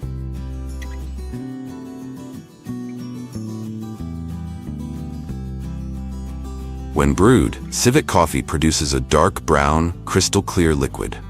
Its flavor is smooth, low in bitterness, with a lingering sweetness and a faint hint of fermented fruit, all thanks to the natural microbial fermentation process inside the civet's stomach. A single kilogram of finished civet coffee can fetch anywhere from $500 to over $1,000, an astonishing price for something that was once considered waste. However, not every cup smells of freedom. The rising demand for civet coffee raises serious concerns about the welfare of the animals. When civets are forced to consume coffee cherries continuously, they often suffer from stress, declining health, and reduced reproductive ability, yet are still made to eat. That's why it's essential for farms to adopt humane farming practices that ensure a more natural and ethical environment for these animals. What are your thoughts on this issue? Feel free to share them in the comments below.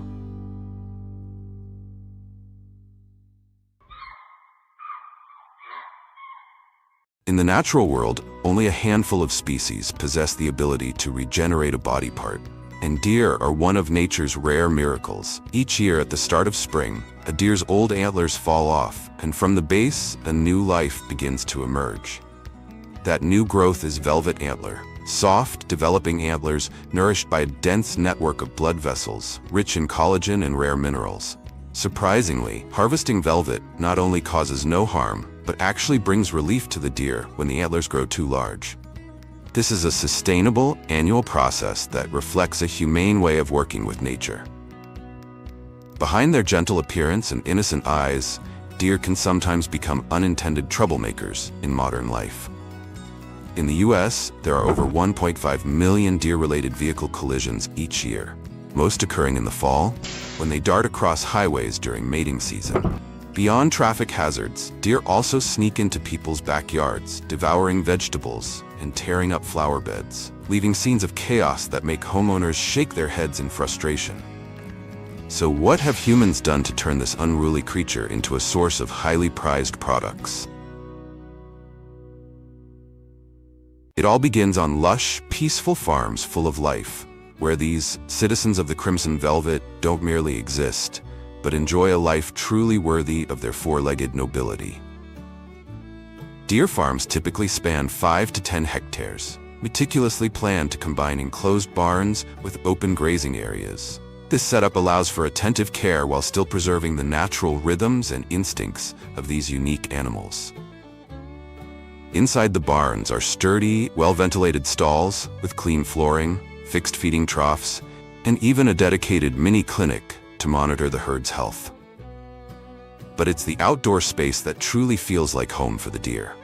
In these open areas, they can move freely and bask in sunlight, a vital source of vitamin D that supports metabolism and bone development. Conversely, if confined to closed or cramped spaces for extended periods, deer can experience stress, which negatively affects the overall health and uniformity of the herd. The key factor behind a pair of smooth, symmetrical, and glossy antlers lies in the deer's diet. As herbivores, deer have a particular fondness for fresh, tender grass shoots found on open pastures. But they're not picky eaters. In fact, deer are known for their surprisingly adventurous palate. From sweet watermelon slices to a few M&Ms offered by curious visitors, they'll gladly give almost anything a try and usually polish it off in no time.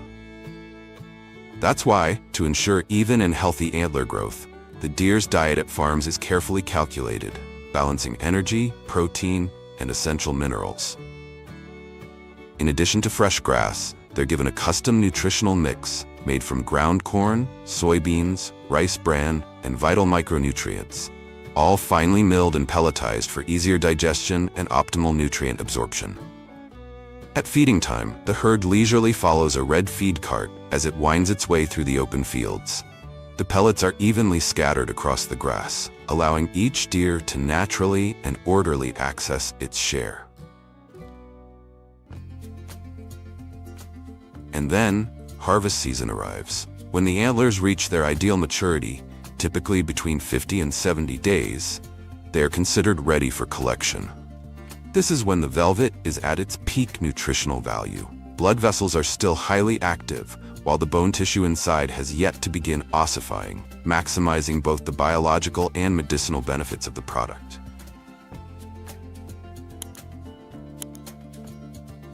At larger farms, or in cases where the deer are particularly skittish and unwilling to enter restraint systems, remote tranquilizer darts may be used. Unlike what's seen in action movies, these tools are designed to deliver a mild sedative that simply induces light sleep, allowing the deer to gently lie down without resistance. After being sedated, deer are often blindfolded to reduce stress and minimize environmental stimuli. Even under sedation, they may still react to light or sound, so covering their eyes helps keep them calm and prevents sudden movements. Additionally, the blindfold protects their eyes from dust or accidental contact during handling and transport. This simple measure plays an important role in ensuring the deer's safety and comfort. Before harvesting velvet antlers, farms must carry out thorough inspections. The person in charge uses a specialized measuring tool to determine the length and diameter of the antlers, while also observing their color, sheen, and surface temperature. After that, the deer is given mild anesthesia or local anesthesia to ensure it feels no pain. Technicians wear medical gloves and use specialized instruments to carry out the procedure. A tourniquet or intravenous catheter is placed around the base of the antlers to minimize bleeding during removal. Once the antlers are secured, the velvet is carefully cut using a specialized saw, followed by immediate sterilization and bleeding control. The entire process is conducted with great care and under sterile conditions to ensure the animal's safety and preserve the quality of the harvested velvet. After the velvet is harvested, the deer are taken to a separate pen lined with dry straw to rest and recover. They are closely monitored for several days to ensure their condition stabilizes. This is a high-precision procedure, carefully controlled to minimize pain, so much so that many deer are able to stand and walk again just a few hours later. No longer bearing the proud antlers like a regal crown on their heads, the deer return to their gentle, bewildered appearance, quietly awaiting the start of a new cycle. Soon after, the special journey of the velvet antlers continues at the processing facility, where each young pair is transformed into a valuable medicinal product. Each batch first goes through a preliminary inspection line, where weight, color, shape, and thickness are assessed. Based on these criteria, the antlers are carefully sorted to group samples with similar characteristics. The first step in processing deer velvet involves immersing it in boiling water. The antlers are placed into large vats where the temperature is maintained precisely at 100 degrees Celsius, not a degree more or less, as any fluctuation could alter the internal protein structure. This is one of the most critical stages of the entire process. It helps fix the shape of the velvet, gently cooks the living tissue without denaturing its active compounds, and also serves as a natural sterilization method. Thanks to this treatment, the velvet retains its color, texture, and medicinal properties for the next stages of processing. Once cooked at the appropriate temperature, Each pair of deer velvet is carefully removed and moved on to the next stage, drying. Depending on the desired final product, the factory may choose thermal drying in ovens, in a sealed room with fully controlled temperature and humidity, or natural air drying in a well-ventilated space with large windows. During drying, deer velvet can lose up to 60 to 70% of its original weight due to moisture evaporation. This significant reduction is one of the reasons why dried velvet becomes more valuable, reflecting the loss during the production process. When the surface reaches the desired level of dryness, the velvet is subjected to flame singeing using a gas torch. A gentle, precise blue flame passes over the outer layer to remove any remaining fine hairs without burning or damaging the velvet's internal structure. Once thoroughly cleaned, deer velvet enters the slicing stage, the moment when the hidden secrets within each antler are revealed. Who would have thought that beneath the soft fur lies a vivid, circulatory map filled with thousands of tiny, precious capillaries? Depending on the intended use, velvet can be sliced lengthwise to preserve the full tissue structure, which is ideal for products that utilize the whole piece. At the factory, deer velvet is typically cross-cut using specialized machines, producing uniformly thin slices just 1 to 2 millimeters thick. What's remarkable is that no two slices ever look exactly the same. Like fingerprints, each pair of antlers has its own unique biological grain, making the assessment of premium-grade velvet sometimes rely on both visual inspection and expert experience. After being carefully sliced into thin, even pieces, deer velvet undergoes a final drying phase, known as the finishing dry. This step is crucial to ensure absolute dryness in each slice, preventing the growth of bacteria, mold, or other harmful agents during long-term storage. Finally, each slice of velvet is carefully packaged in elegant boxes, sealed, labeled for traceability, and prepared to enter the market, carrying with it the long story behind its journey from the forest to the hands of the consumer. In addition to velvet, the most valuable part of the antlers, venison is also selectively harvested, typically from older deer, those no longer capable of reproduction, or individuals that do not meet physical standards for continued breeding. At the appropriate time, these deer are sent to a biosecure processing facility where premium quality meat is produced. This meat is high in protein, low in fat, and especially rich in natural iron. From there, each subsequent stage is carried out in a professional, step-by-step manner, using specialized machinery combined with the skilled hands of trained technicians. The meat is then vacuum sealed and deep frozen to preserve its fresh flavor and texture throughout the entire transportation process to the end consumer. While certain individuals are selectively harvested for meat, the healthiest and most superior deer take on a different, vital mission: preserving and enhancing the genetic quality of future generations. Depending on farming conditions and breeding objectives, farmers may choose between natural mating and artificial insemination. In natural breeding, top-quality stags are carefully selected, strong, genetically sound, with a history of large, well-balanced, high-quality antlers, and released into the doe herd during the breeding season, typically from late autumn to early winter.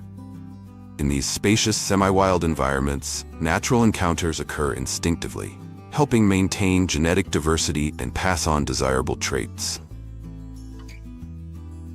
However, in large-scale farms or when strict genetic control is required, artificial insemination becomes the ideal choice.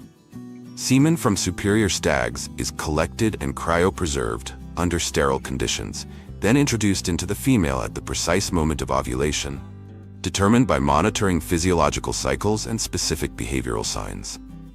Although this method demands high technical expertise and precision, it allows for better genetic control, is not dependent on weather conditions, and enables selective breeding using only the very best individuals.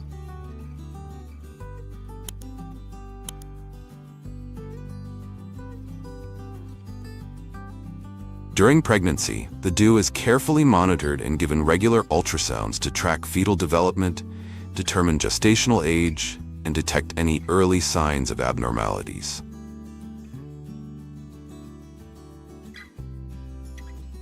After about 7 months of pregnancy, the doe begins to go into labor, usually at dawn or dusk, when the surroundings are quiet and the light is soft. Each birth typically results in a single fawn, and the process unfolds gently and naturally, just as nature intended. Moments after birth, the newborn fawn struggles to lift itself on its trembling legs. Though still clumsy, its strong survival instincts drive it to stand and seek out its first taste of milk, rich in antibodies and essential nutrients for its fragile body. Within the first week, the fawn is given an identification mark, usually a small tattoo or an ear tag, and receives its first vaccine to begin building long-term immunity. By the end of the first month, once its digestive system has stabilized, the fawn begins to nibble on tender grass and is gradually introduced to concentrate feed, a high-energy blend made from natural ingredients. This marks the beginning of its journey toward maturity and the silent formation of the strong antlers it will one day grow.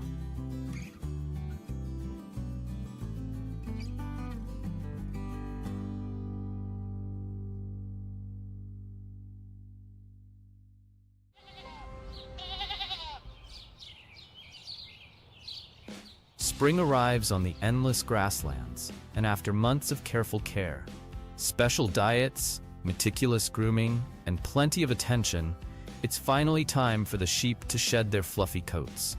Before shearing begins, the flock undergoes thorough health checks and sorting. This ensures that the sheep are strong enough for the process and allows farmers to separate the highest quality wool for premium production, maximizing the value of the harvest.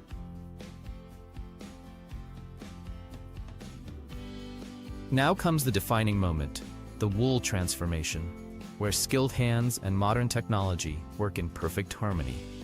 Sheep are sheared using specialized electric clippers with razor-sharp blades and high-powered motors, capable of handling around 25 sheep per hour. This process requires precision and expertise, as the shearer must stretch out the wool and move the clippers smoothly along the sheep's body and legs, ensuring clean cuts without harming the animal.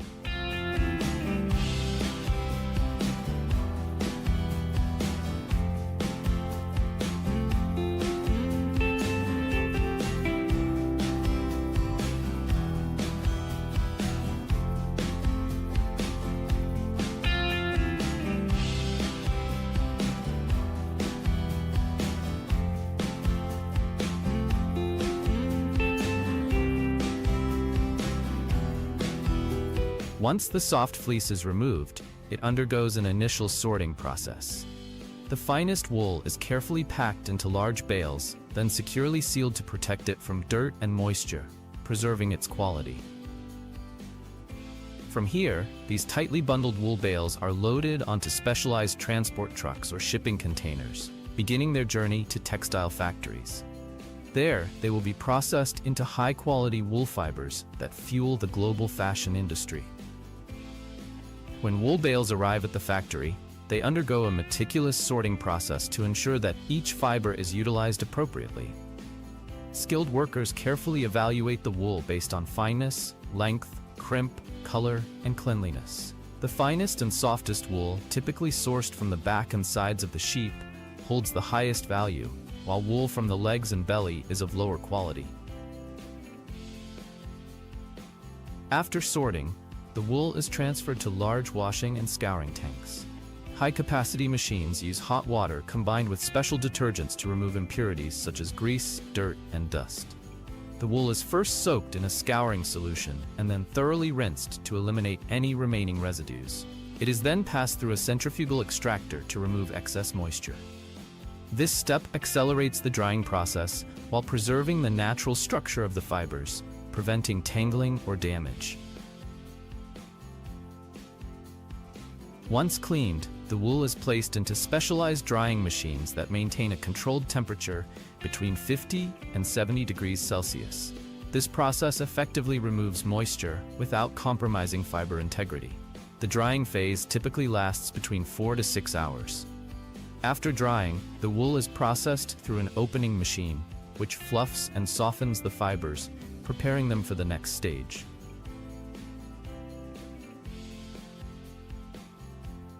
The carding process is crucial for straightening and untangling the fibers. During the initial carding phase, the wool is spread out and passed through large rotating drums that separate individual fibers while removing any remaining impurities. This process forms a thin, continuous strand of wool known as sliver, which is prepared for the next stage.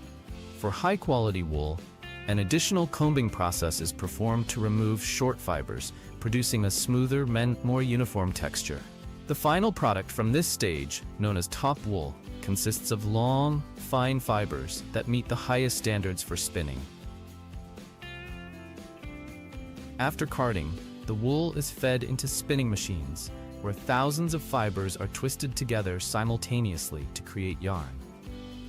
These high-capacity machines can produce between 100 and 200 kilograms of yarn per day. During this process, the tension and thickness of the yarn are carefully adjusted to ensure uniform quality and consistency.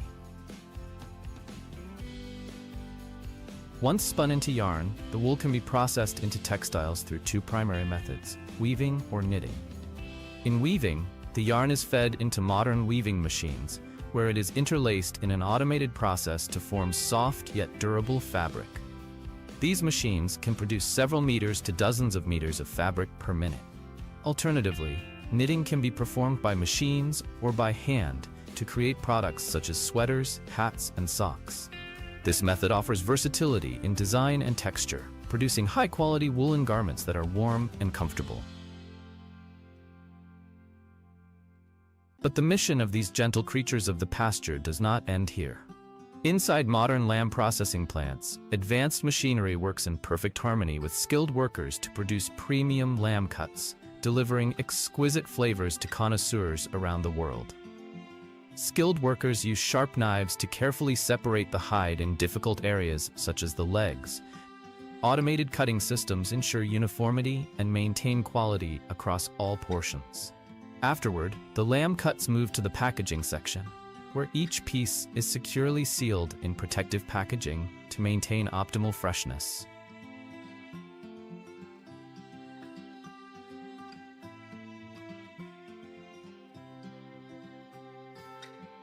But did you know that before becoming high-quality wool and premium lamb cuts, these sheep embark on an incredible journey across the oceans to fulfill their new mission? At the farms, before embarking on their long voyage, the sheep undergo health monitoring, weight checks, and physical condition assessments. This ensures they are in peak condition, adapting well to new environments, while maintaining the highest standards of wool and meat quality.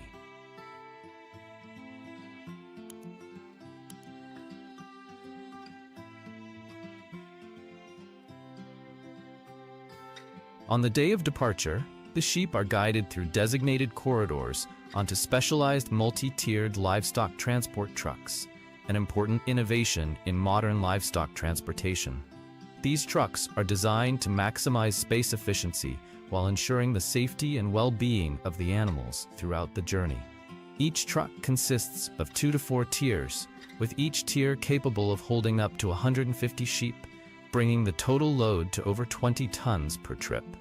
Metal mesh partitions separate compartments to minimize sudden movements and reduce stress among the sheep. The flooring is designed with an anti-slip surface, complete with ventilation systems, and some trucks even feature automatic water supply systems to ensure the sheep remain hydrated during transit. Before departure, absorbent bedding materials such as sawdust, dry straw, or sand are spread across the floors to absorb waste, maintaining cleanliness and reducing the risk of slipping. On long journeys, these bedding materials are periodically replaced to ensure hygiene, keeping the sheep in optimal health before they board the ship. Once all preparations are complete, these massive transport trucks set off toward the port, where the sheep's ocean voyage truly begins.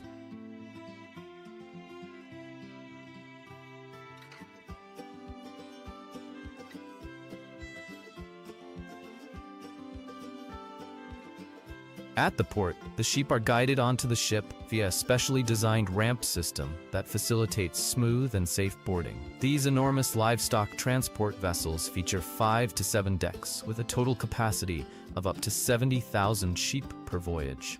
Over the course of their journey, the ship consumes approximately 21,000 gallons of water daily, equivalent to the water usage of 120 American households. An automated misting system is activated to maintain an optimal temperature range of 68 degrees Fahrenheit to 73 degrees Fahrenheit, preventing heat stress among the sheep. Additionally, a team of onboard veterinarians constantly monitors their health.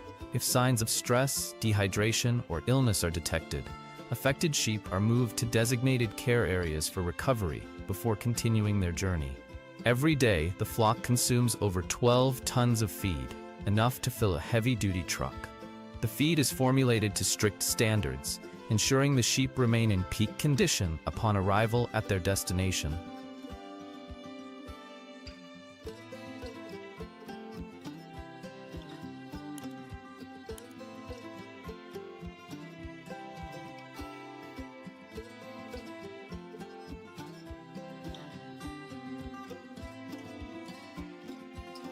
When the ship docks at its final destination, the sheep are unloaded under strict supervision to ensure their safety and well-being. A specialized ramp system allows for smooth disembarkation, minimizing the risk of injury or stress after their long journey. From the vast pastures of Australia, these sheep travel across oceans to new lands, continuing their mission of providing high-quality wool and premium meat to meet the demands of global industries and consumers.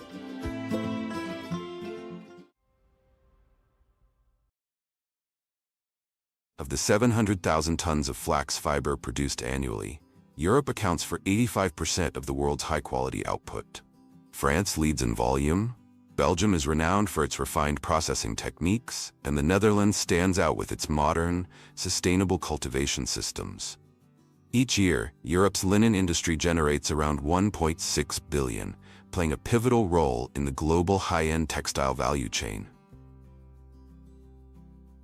Compared to cotton, linen has a more rustic texture but is 2 to 3 times more durable, gets softer with each wash, and is almost pill-free. Though more expensive, it offers a naturally cool and highly breathable feel, ideal for summer fashion and premium interior fabrics. Thanks to these outstanding qualities, linen has been embraced by fashion powerhouses like Hermès, Loro Piana, and Ralph Lauren, as a statement of refined minimalism where natural, eco-conscious materials meet elegance and luxury. And every journey has its beginning. For flax, it starts in humble fields, where the plants are harvested through a blend of modern machinery and human hands. Every July, when flax flowers have faded and the stems turn yellow at the base while the tops remain pale green, it marks the perfect time to harvest, ensuring the fibers are long, soft, and durable. Across the flax fields of Belgium, France, and the Netherlands, specialized harvesting machines roll into action, kicking off a process that is both precise and visually striking.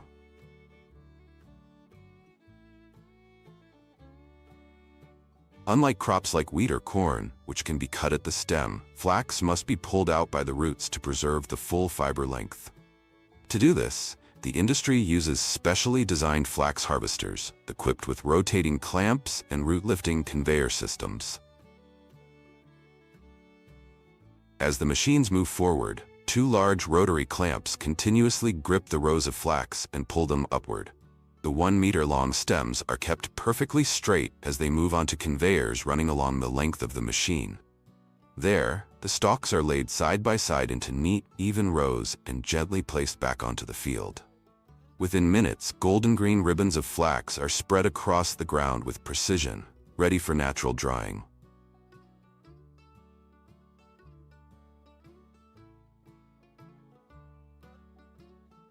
Compared to traditional manual harvesting, modern flax harvesters increase efficiency by 5 to 6 times, while ensuring that the fibers remain straight, consistent, and unbroken.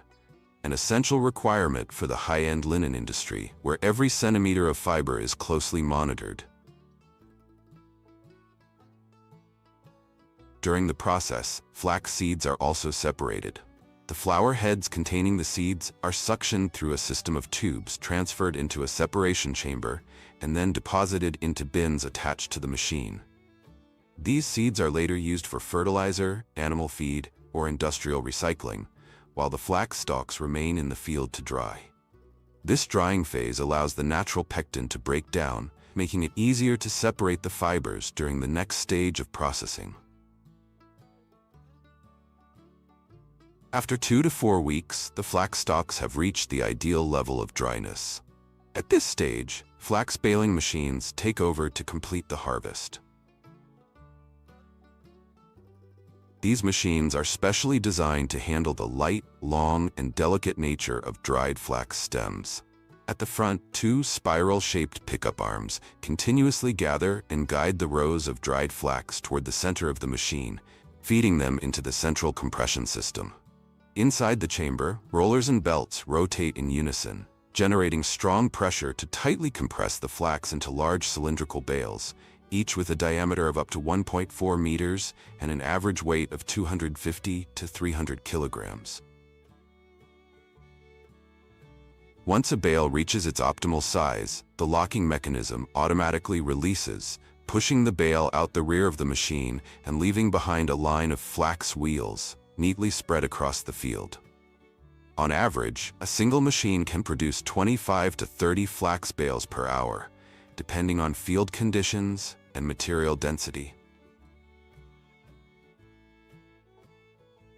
After finishing the job, the machines leave the field while the flax bales are collected using grab loaders and loaded onto specialized trucks for transport.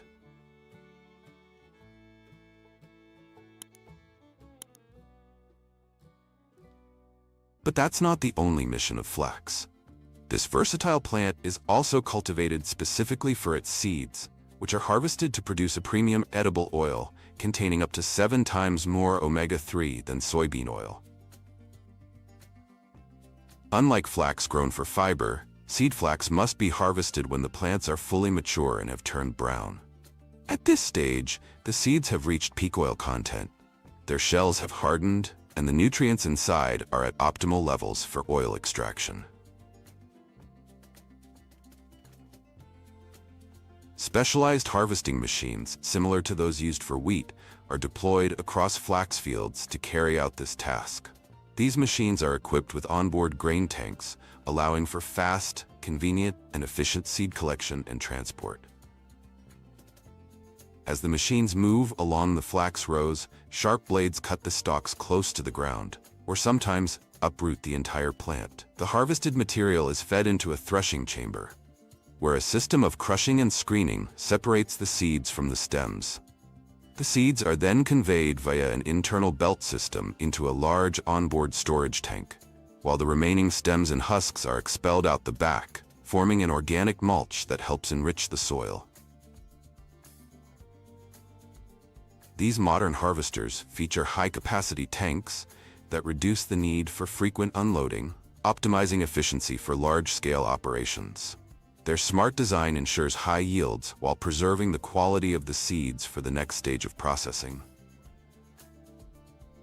And when the harvest is complete, both the stalks and the seeds make their way to processing facilities, where they continue the story of this extraordinary plant, from fine linen fabric to a rich source of essential nutrients.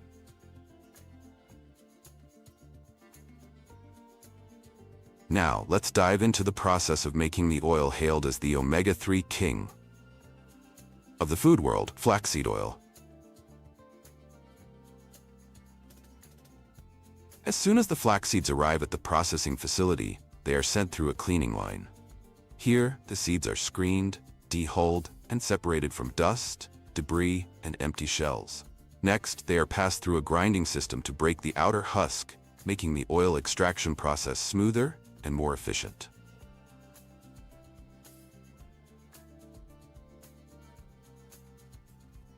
Flaxseed oil must be extracted using a cold press method, with the temperature strictly maintained below 40 degrees Celsius (140 degrees Fahrenheit) to preserve the full omega-3 content. This is the key factor that gives flaxseed oil its superior nutritional value compared to other vegetable oils.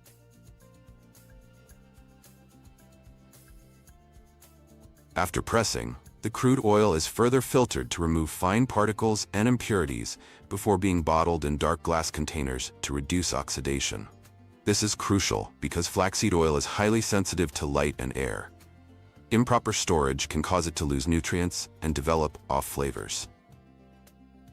The final product is a pale golden oil with a light nutty aroma and a mild, smooth taste, hailed as one of the healthiest edible oils for heart and brain health.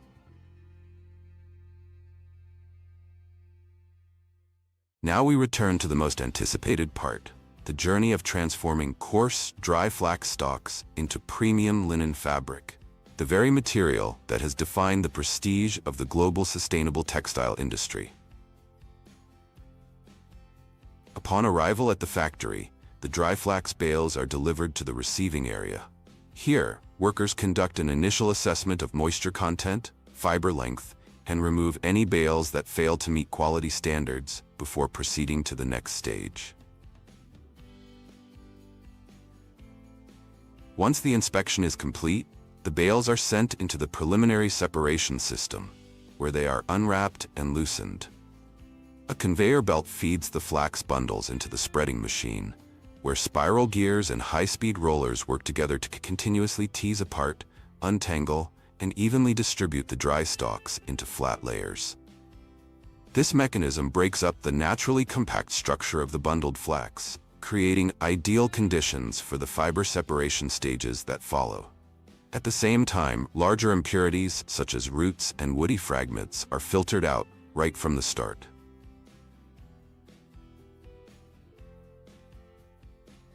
Once the flax bales have been spread out, they move on to the fiber opening machine, which breaks up the tightly bound structure, allowing the flax fibers to loosen and separate more freely. Inside the machine, fiber clumps are fluffed up by high-speed rotating shafts and powerful airflows, transforming them into a light cloud-like layer. This airy fiber layer then falls onto a vibrating conveyor belt, which simultaneously transports and evenly sifts the fibers downward, filtering out fine dust and enhancing the loft and uniformity of the material. At the end of the conveyor, a set of shaping rollers, typically 2 to 3 slow-turning cylinders with grooves or soft bristles, gently compresses and aligns the flax fibers in a single direction. This process creates a smooth, parallel fiber sheet with consistent thickness and spreads it evenly across the delivery slats, making it easy to roll into compact, sturdy fiber rolls.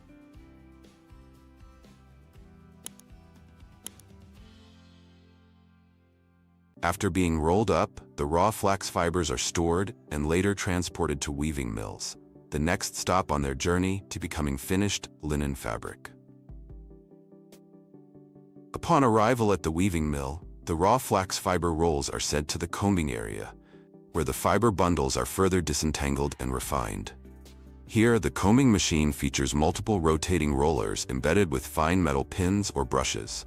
As the fibers pass through, these pins stretch, straighten, and remove short or excess fibers, leaving behind only the long, smooth, and uniform strands, essential for producing high-quality yarn. The result is a series of smooth, parallel fiber bundles known as slivers.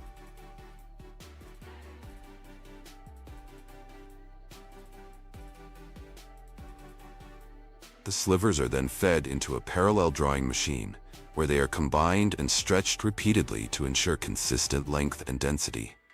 During this process, the fibers pass through successive sets of rollers, with each pair rotating faster than the previous one. This controlled stretching makes the slivers finer without breaking them. After 2 to 3 rounds of drawing, the fibers reach the desired fineness and uniformity needed for the actual spinning phase. This next step is crucial for transforming the delicate slivers into true flax yarn.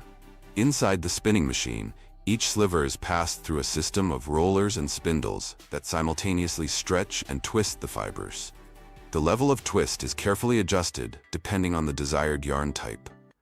Tighter twists for fine, high-end fabrics, and looser twists for thicker, splied but more robust textiles. Finally, the finished yarn is wound onto bobbins or spools, ready for weaving.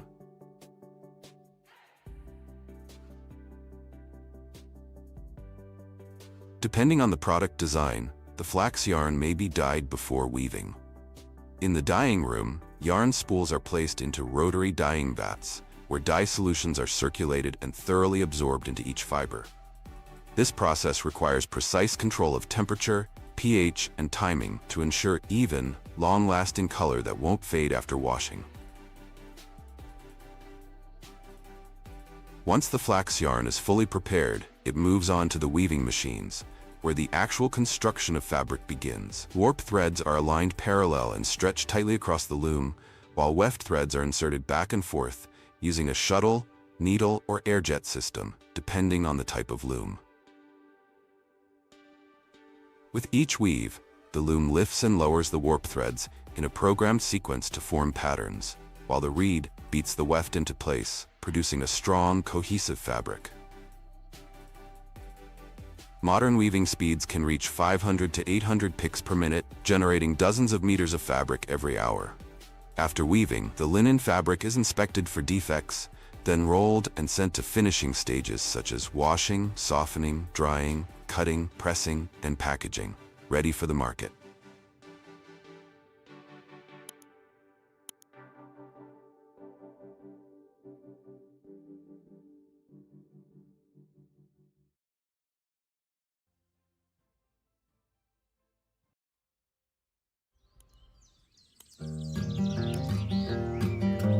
Cotton plants are like the superstars of the agricultural world. They grow their own outfits. These shrubs produce fluffy white balls of fiber that not only look soft and cuddly, but also make everything from your favorite jeans to that shirt you've been wearing since college.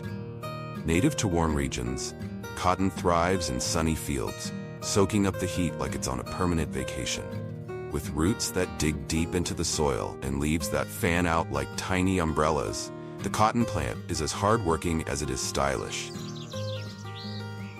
Farmers plant cotton seeds in spring, spacing them out like disciplined little soldiers.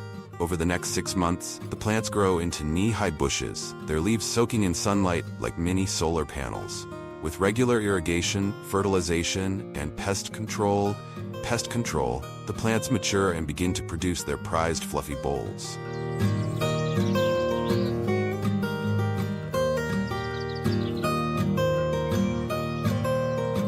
When the fields start to look like they've been dusted with snow, it's harvest time. In its early days, the cotton industry was a game changer, albeit one built on hard labor and rudimentary tools.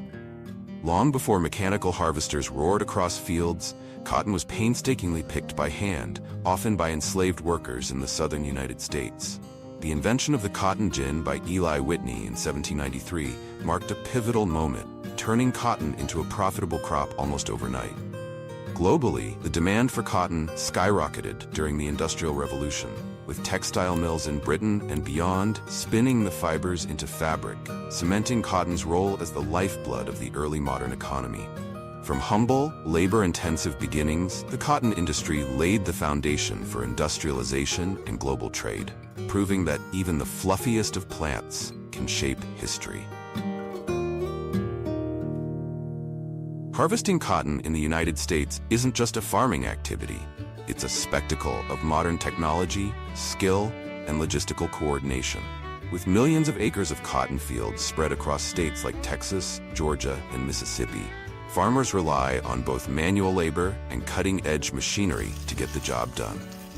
Before mechanical harvesters became the norm, cotton was harvested entirely by hand, a painstaking process that required workers to pluck each boll individually. Even today, some small-scale or specialty cotton farms use manual harvesting methods. Why? Because hand-picking ensures minimal damage to the fibers, producing higher-quality cotton. Imagine walking through acres of fields under the hot sun, filling sack after sack with fluffy bolls. It's back-breaking work, but the precision is unmatched. Hand-picked cotton is cleaner, with fewer leaves and stems mixed in, which means less cleaning during processing. While it's not common in the US anymore, manual harvesting remains a critical method in many parts of the world. For large-scale cotton farms, mechanical harvesters are the heroes of the day. These machines are like the transformers of agriculture. powerful, efficient, and a little intimidating. In the US, farmers primarily use two types of harvesters: cotton pickers and cotton strippers. Cotton pickers. These machines are designed to be gentle yet efficient, like a farmer's version of a robotic masseuse. They use rotating spindles to carefully pluck the cotton fibers from the plant without disturbing the rest of the bush. Cotton pickers are ideal for fields where plants are uniformly spaced and bolls are ripe. The result? Cleaner cotton and less debris to deal with later. Cotton strippers. For fields with uneven plant heights or late-season harvesting, cotton strippers take over. These machines are less selective, pulling in not just the cotton bolls but also leaves, stems, and other plant material. The cotton is cleaned later during processing, but this method is faster and more efficient for fields that need a quick sweep before the season ends.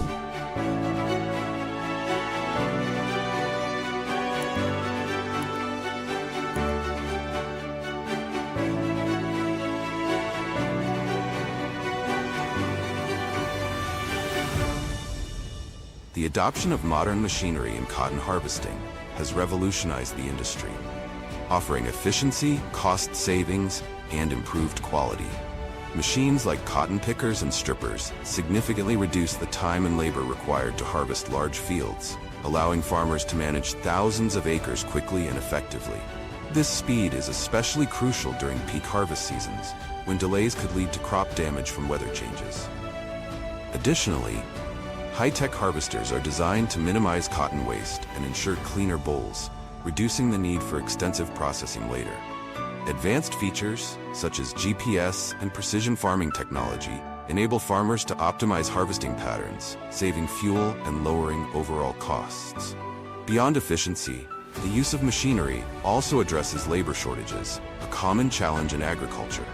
Moreover, modern equipment reduces physical strain on workers, making cotton farming more sustainable and scalable for the future.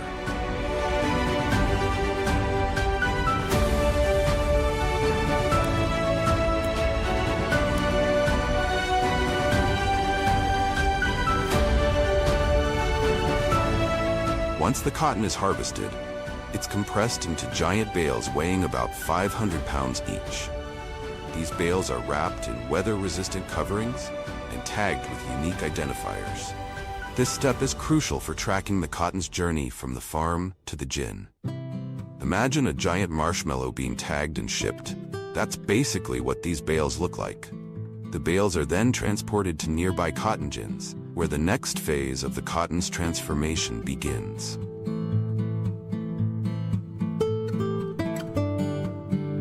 The cotton gin is where the real magic happens.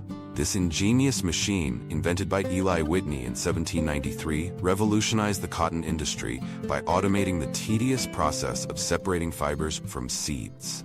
Modern cotton gins are technological marvels, capable of processing thousands of pounds of cotton per hour. When the cotton bales arrive at the gin, they're unwrapped and fed into the gin's machinery. The cotton is fluffed and loosened to prepare it for the separation process. This step removes large clumps and ensures that the fibers are evenly spread for efficient processing. The ginning process involves separating the cotton fibers, known as lint, from the seeds and other debris. High-speed rollers or saw blades gently tease the fibers away, leaving the seeds intact. These seeds are collected for further use, often being pressed into cottonseed oil or sold as feed for livestock. The lint, now free of seeds, is cleaned further to remove any remaining dirt, stems, or leaves. This cleaning ensures that the cotton is as pure and soft as possible before moving on to the next stage.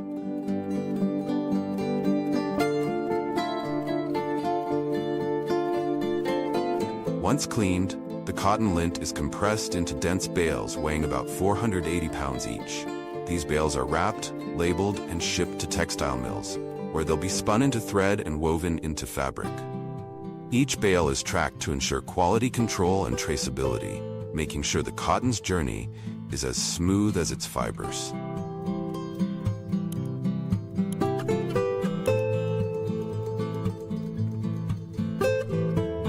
At the textile mill, the cotton fibers are carded, which means they're brushed into long, thin strands.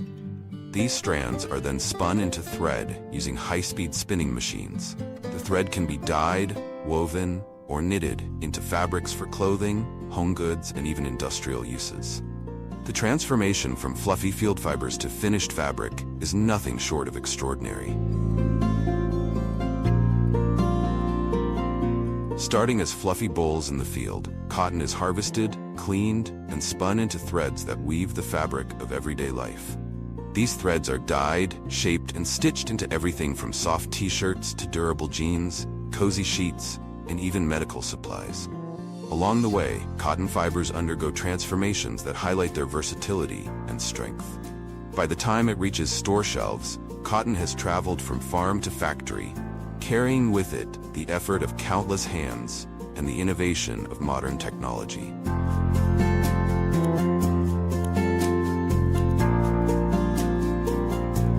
Cotton is more than just a crop. It's a cornerstone of the U.S. agricultural economy. It contributes billions of dollars annually and supports hundreds of thousands of jobs, from farmers and ginners to textile workers and exporters. The U.S. is one of the world's largest exporters of cotton, supplying high-quality fibers to countries across the globe. Cotton has been woven into the fabric of American life, literally and figuratively. It's the material behind iconic blue jeans, soft t-shirts, and cozy bed sheets. Historically, it played a pivotal role in shaping the U.S. economy and society, particularly during the Industrial Revolution. Today, it continues to symbolize comfort, resilience, and sustainability.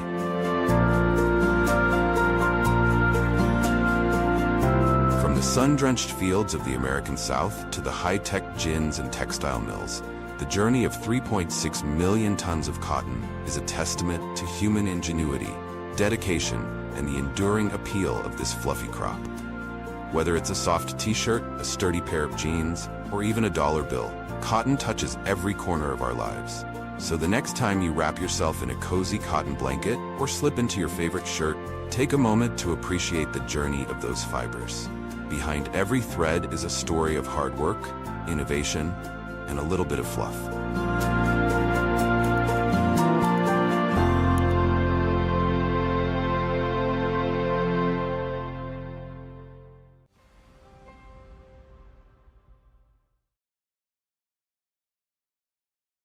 You might think of mayonnaise as just a simple condiment in your daily sandwich or salad.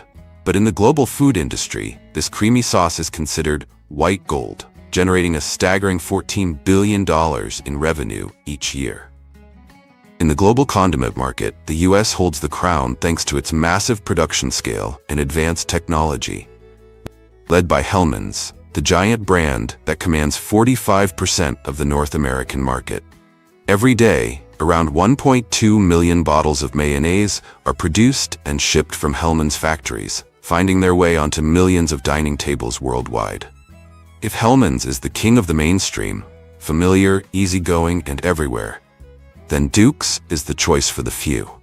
With a no-sugar formula, a thick and creamy texture, and a bold southern flavor, Duke's doesn't aim to please everyone.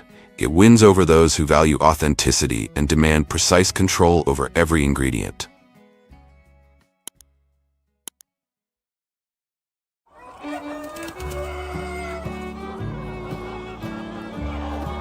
To produce millions of jars of high-quality mayonnaise each day, it all starts with one essential ingredient: eggs.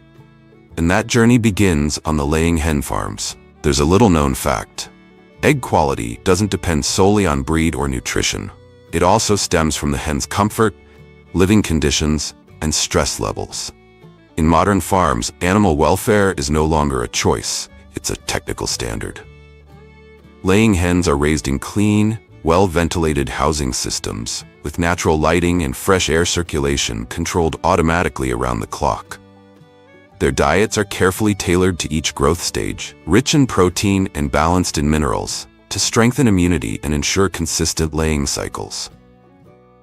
There's no panic clucking, no overcrowding, no unpleasant odors. Instead, a closed-loop system is maintained, where every egg is produced under optimized conditions of nutrition, environment, and health. It's the foundation behind the consistent quality of millions of jars of mayonnaise. After a period of meticulous care, the hens enter their laying phase. In modern farms, whether free-range or industrial, the health and productivity of each hen is closely monitored to ensure optimal efficiency. Nesting areas are specially designed with clean, cushioned spaces, providing a calm environment for the hens to leave behind a fresh gift each day. On average, a hen lays one egg every 26 hours, nearly one egg per day. At an industrial scale, egg collection is handled by highly efficient automated systems. As soon as the egg drops onto a soft tray beneath the nest, it is gently transferred onto a conveyor belt that runs the length of the housing rows and carries it straight to the central collection area, without any human intervention. Thanks to this system, large farms can gather between 200,000 and 500,000 eggs per day, meeting the enormous raw material demand of the mayonnaise industry. If that number feels hard to grasp, consider this. Eating through all those eggs would take over 1,300 years, assuming you had the lifespan of a legendary tortoise. Once collected, the eggs are temporarily stored under tightly controlled temperature and humidity conditions before continuing on to the next stage, processing at the factory.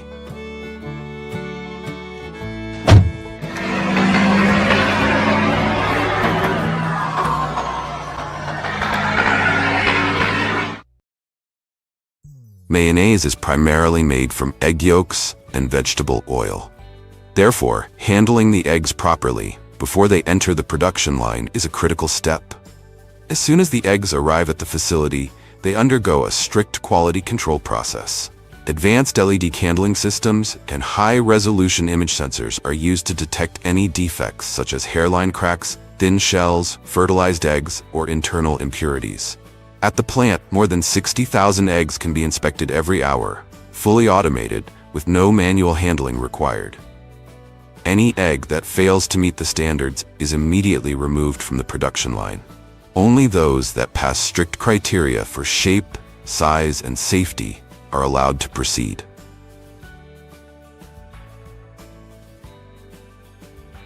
In certain markets like the United States, egg washing is a mandatory step to remove dirt, feathers, and surface bacteria. Eggs are sprayed with warm water combined with a mild sanitizing solution to clean the shell without compromising the structural integrity of the egg inside. However, in Europe, this process is generally avoided to preserve the egg's natural protective layer, the cuticle, which helps prevent bacterial intrusion.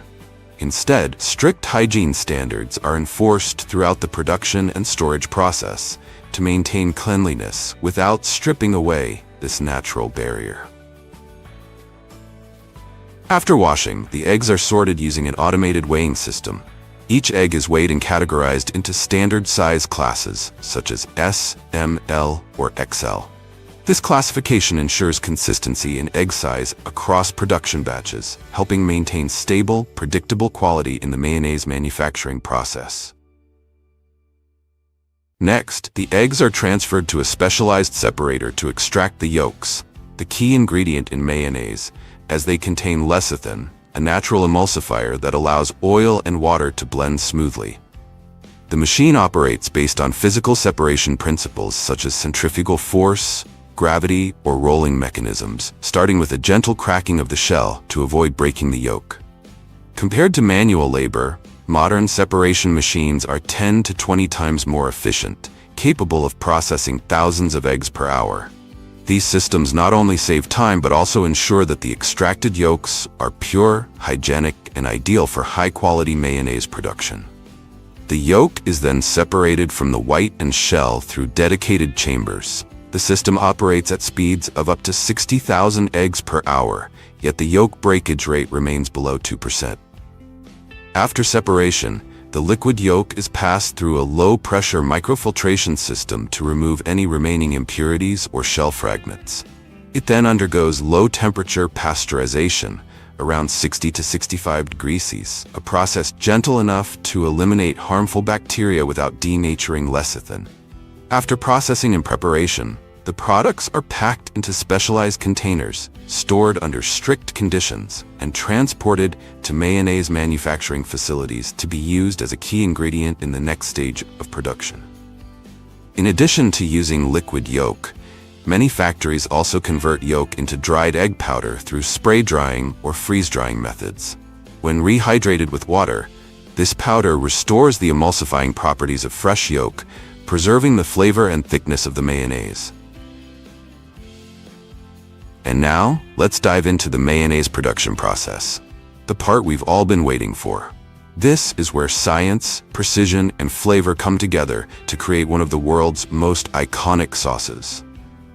First, the pasteurized liquid egg yolk is automatically pumped from intermediate storage tanks into large stainless steel mixing vessels, each with a capacity ranging from several hundred to several thousand liters.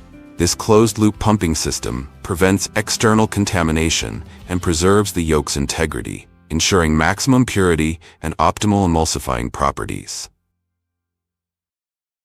In some factories, fresh yolk is replaced with dried egg powder, a remarkable ingredient that can be revived with just pure water. Before use, the powder is finely sifted under high pressure to remove clumps and impurities, then dissolved at precise ratios in a specialized mixing tank. After the egg yolk is pumped into the mixing tank, other ingredients such as vinegar or lemon juice, salt, sugar, and various additives like mustard, stabilizers, and flavor enhancers are added in a programmed sequence. Have you ever wondered why a bit of mustard appears in mayonnaise recipes? It's not there to add the spicy kick you'd expect in a hot dog. Instead, it rounds out the flavor, adds depth, and more importantly, it helps emulsify. The amount is so small you might not notice it's there, but take it away, and you'll feel like something's missing, even if you can't quite explain what. Finally comes the refined vegetable oil, most commonly soybean oil, which accounts for 65 to 80% of the total mixture and plays a key role in giving mayonnaise its rich texture and creamy body. Soybean oil is chosen for its neutral flavor, excellent emulsifying ability, and high stability. Before being used in production, the oil undergoes a thorough refining process, including deodorization, decolorization, and impurity removal to ensure absolute purity. This level of refinement helps create mayonnaise with a smooth, creamy texture, an appealing ivory white color, and an extended shelf life. Once all the ingredients have been added in the correct order and roughly blended, the mixture enters the emulsification stage, the most critical step in the entire production line.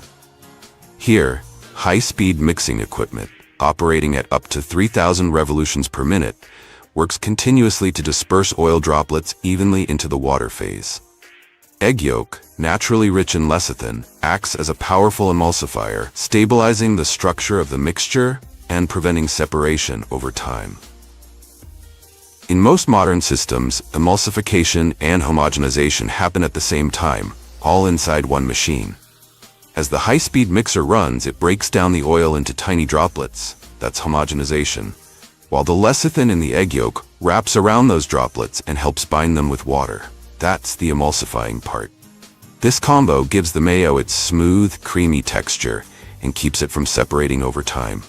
Once the process is done, the mixture gets pretty warm from all that mixing, so it's quickly cooled down to lock in the structure and preserve the fresh taste. Before entering the packaging stage, technicians collect samples of the mayonnaise for testing.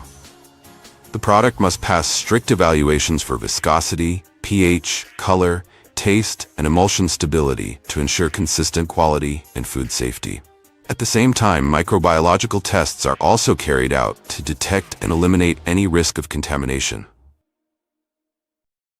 After passing rigorous quality checks, the finished mayonnaise is pumped into various types of packaging, including plastic bottles, single-serve sachets, and glass jars, all carried out on a fully automated, closed-loop packaging line.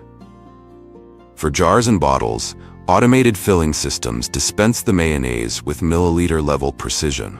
In advanced facilities, the line can fill up to 15,000 bottles per hour, meeting the demands of high-volume global production.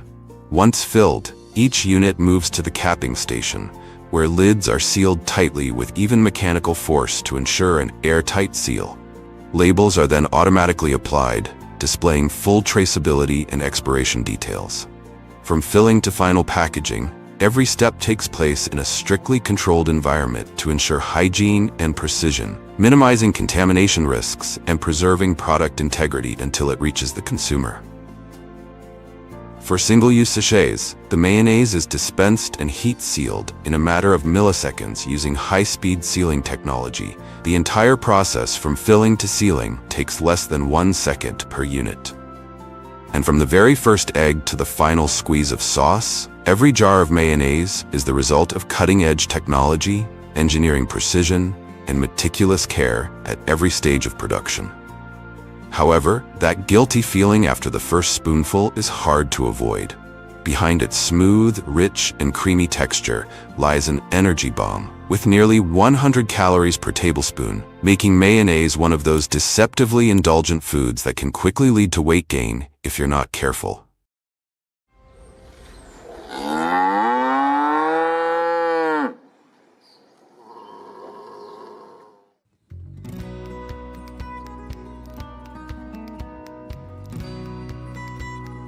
Are your cows truly living a happy life? When cows are happy, they give back in the best way they know how, with rich, creamy milk. But when stress creeps in, whether it's a noisy barn, a sudden change in routine, or just a grumpy farmer in a bad mood, milk production dips, the barn gets tense, and suddenly, even the cows aren't smiling anymore.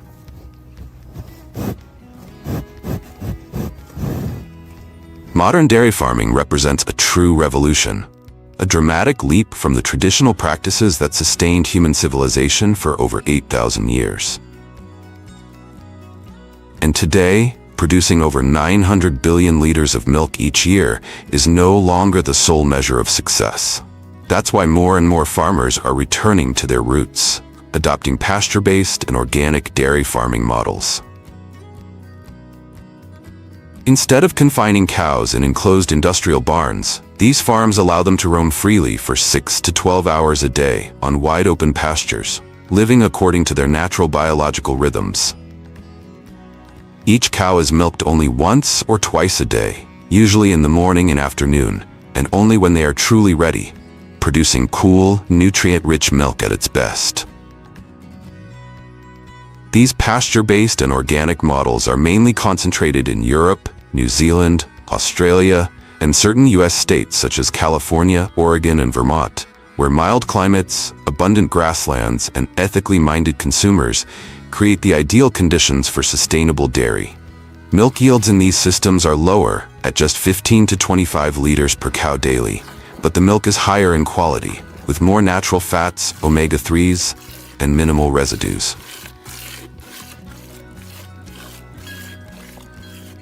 However, due to higher costs and lower yields, organic dairy models are still unable to meet the growing global demand for milk. As a result, industrial dairy farming now accounts for over 90% of the world's total milk production and continues to play a crucial role in the global food supply chain, delivering economic value, high productivity, and operational stability that smaller-scale systems have yet to match. And to keep that massive dairy empire running, everything begins with vast green pastures, where grasses like alfalfa, oatgrass, ryegrass, and corn are carefully cultivated, officially entering the harvest season in late spring or early summer. Farmers invest in advanced machinery such as the John Deere or Krone EasyCut series, which use traditional rotary shaft or horizontal disc cutting systems. Immediately after being cut, the grass passes through a conditioner unit, which uses rubber rollers or metal tines to gently crimp the stems. This process helps the grass dry more evenly and creates ideal conditions for fermentation during the ensiling process that follows. After harvesting, the chopped forage is transported and dumped into a bunker silo, a large concrete or tarp-covered trench that can hold anywhere from several hundred to several thousand tons. Inside the silo, the forage is tightly compacted using trucks or rollers to remove air, then sealed with plastic sheets weighted down by tires or sandbags, creating anaerobic conditions where lactic acid bacteria ferment the material, lower the pH, and prevent spoilage. Once all the ingredients are ready, They are loaded into a TMR mixer to create a balanced feed tailored to each stage of the cow's development. If you're managing a herd of 10,000 dairy cows, the average daily feed requirement would be around 250 tons of silage, 50 tons of hay, 80 tons of ground corn, 40 tons of soybean meal, and 2 tons of minerals and vitamins. That's why, for many American farmers, dairy farming isn't an easy job. It's a lifelong investment, a treasured asset, and a symbol of pride passed down through generations. After the feed is mixed, an automatic feed pusher moves along the barn aisle, pushing the feed closer to the trough to make it easier for the cows to eat and to reduce waste. Though they may experience happiness in different ways, dairy cows raised on modern farms are still provided with dedicated welfare measures to help them achieve optimal health and productivity. Regular health checks are strictly carried out, from monitoring temperature and hoof conditions to observing gait and breathing patterns. Cows also receive routine hoof trimming to prevent infections and ensure they can stand and walk comfortably. Much like familiar pets such as dogs and cats, cows enjoy being stroked, scratched, and soothed after meals. That's why some farms have installed automated massage systems, gently rotating brushes placed right inside the barn, allowing cows to relax, reduce stress, and stimulate blood circulation.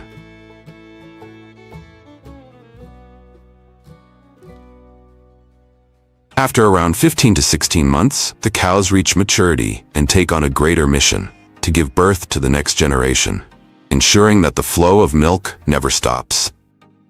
This begins with one of the most important steps in dairy farming: fertilization.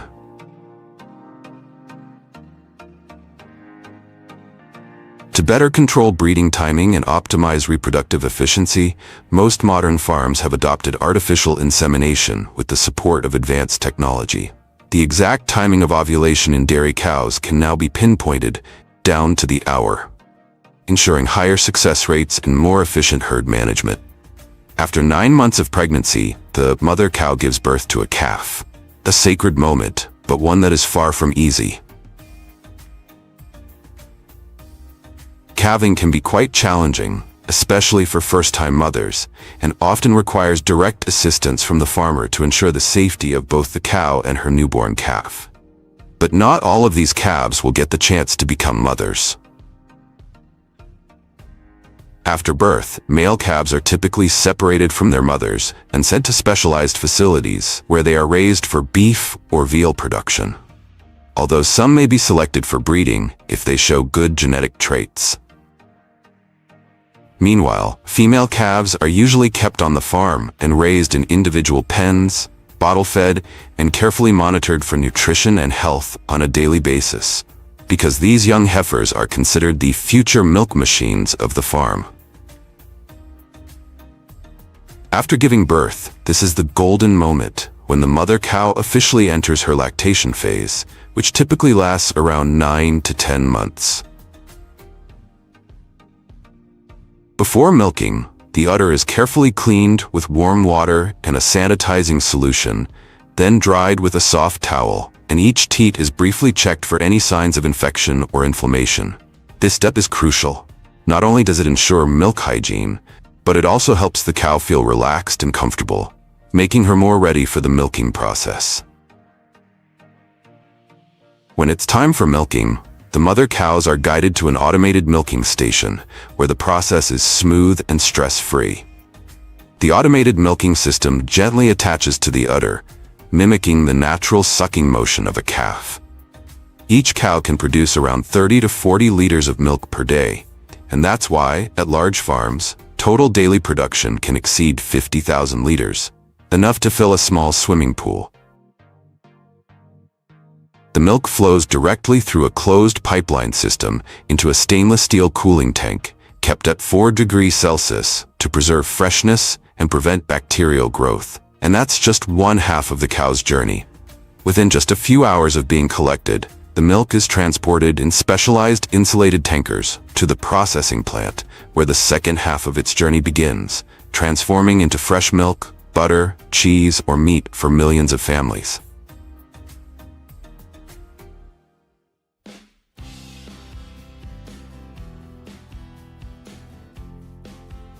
First, for dairy-based products. As soon as the tankers carrying tens of thousands of liters of milk arrive at the factory, the fresh milk is pumped into large stainless steel storage silos. Before entering the main processing line, each batch of milk must undergo a strict quality control process.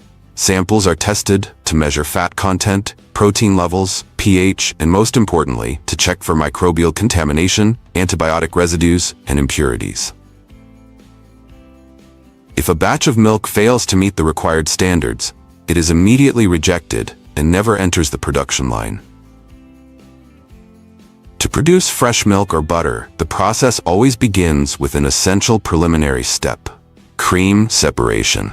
Although this step carries the same name, the way fat content is handled can vary, and if you're not paying close attention, it's easy to get confused.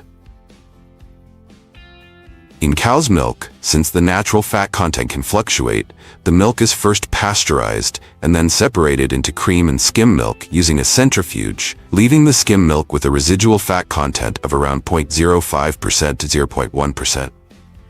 That's why, after separation, an exact amount of cream is added back into the skim milk to create different types of milk with specific fat levels, such as whole milk around 3.25% fat, reduced fat milk, typically 2%, low-fat milk, or fat-free milk, 0.1%.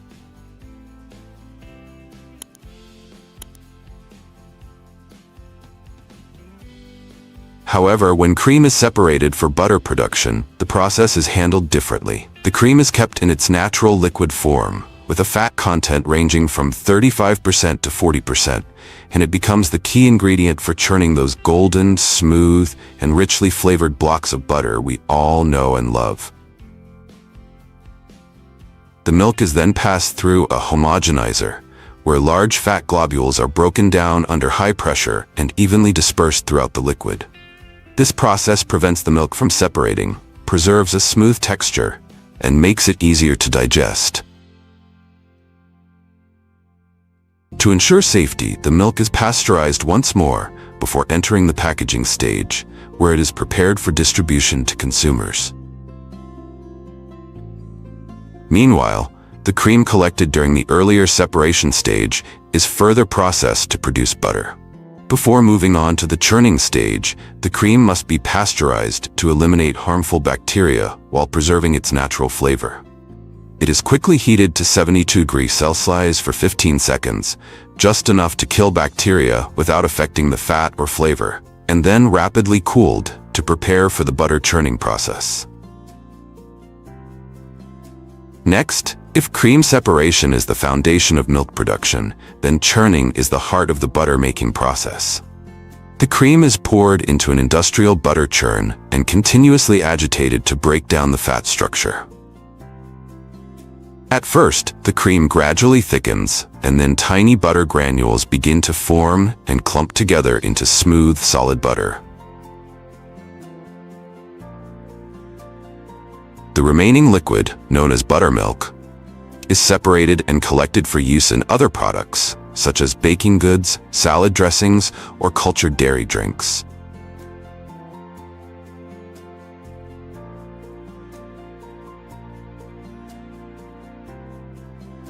After the butter has formed, it is washed with cold water to remove any remaining buttermilk, helping it last longer and preventing it from turning sour. A specialized machine then kneads and mixes the butter to achieve a smooth, uniform texture. Flavorings such as salt or herbs can be added at this stage to enhance taste and create different butter varieties. This is the step that defines the unique flavor profiles of famous butter brands like Land O'Lakes, Kerrygold, or President. Once the butter reaches the desired smoothness, fat content, and flavor, it is transferred to a molding machine, where it is shaped into sticks, blocks, or larger portions, depending on the intended use. While dairy butter continues to dominate global production, vegan butter, typically made from plant-based ingredients like coconut oil, soybean oil, or avocado, is quickly gaining popularity thanks to the rising demand for plant-based diets and sustainable alternatives, offering a similar taste and texture without any animal products. When it comes to cheese, The journey of cow's milk takes an entirely different turn, contributing to a global consumption that exceeds 21.6 million metric tons each year.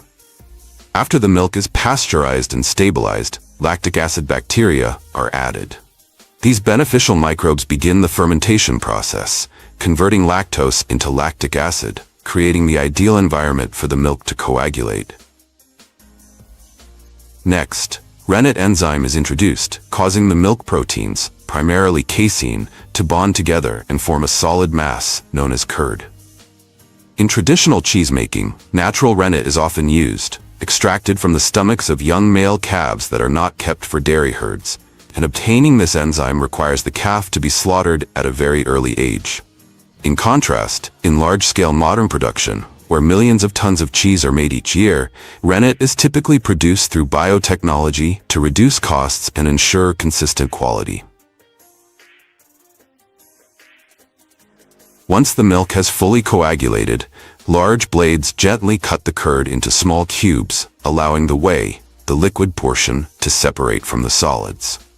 The curds are then continuously stirred and gradually heated, causing them to shrink and release more moisture.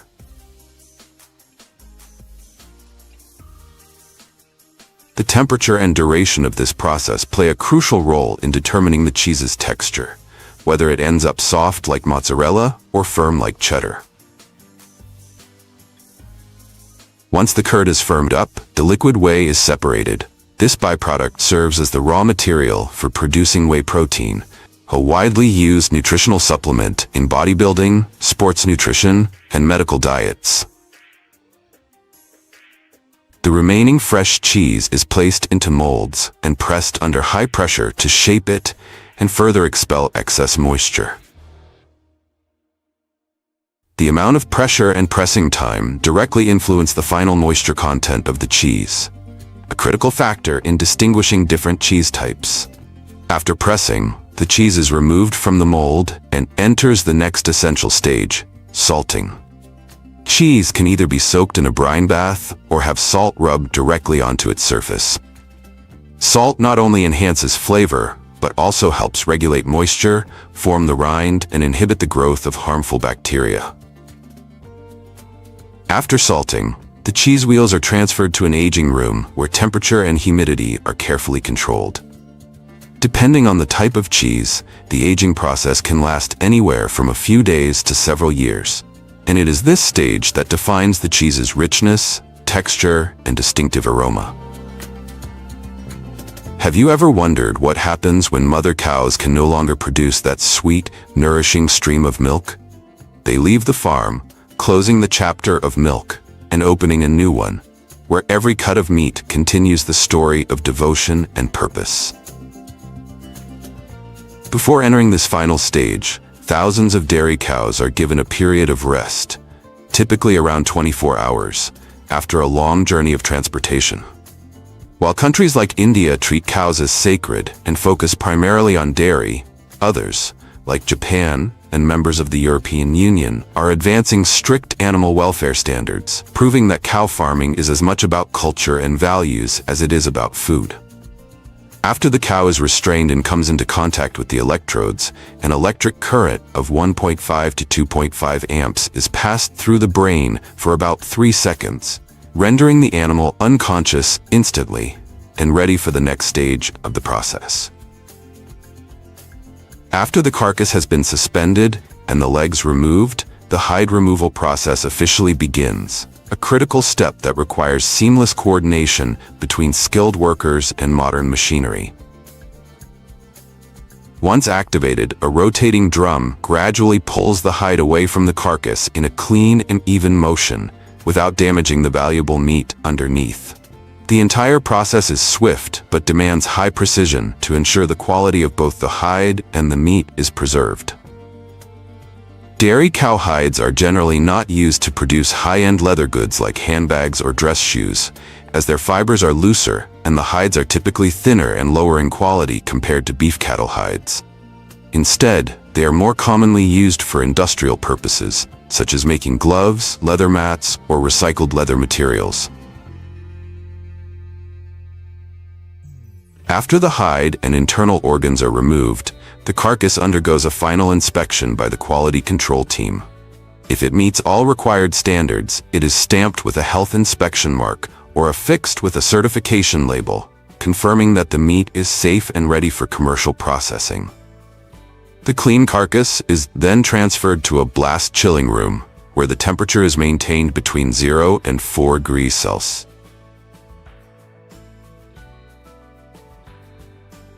Once the carcass reaches the required temperature, it is moved into the deboning and cutting area.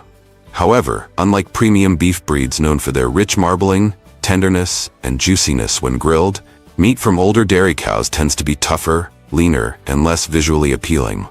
Instead, most of the meat is sent for industrial processing, turned into products like sausages, pâté, meatballs, or ground beef. Thanks to its strong flavor and firm texture, this type of meat is especially well suited for slow-cooked dishes or recipes requiring high heat. From the first drop of milk to the final cut of meat, the life of a dairy cow is a story of devotion, transformation, and the unseen journey behind the food we often take for granted.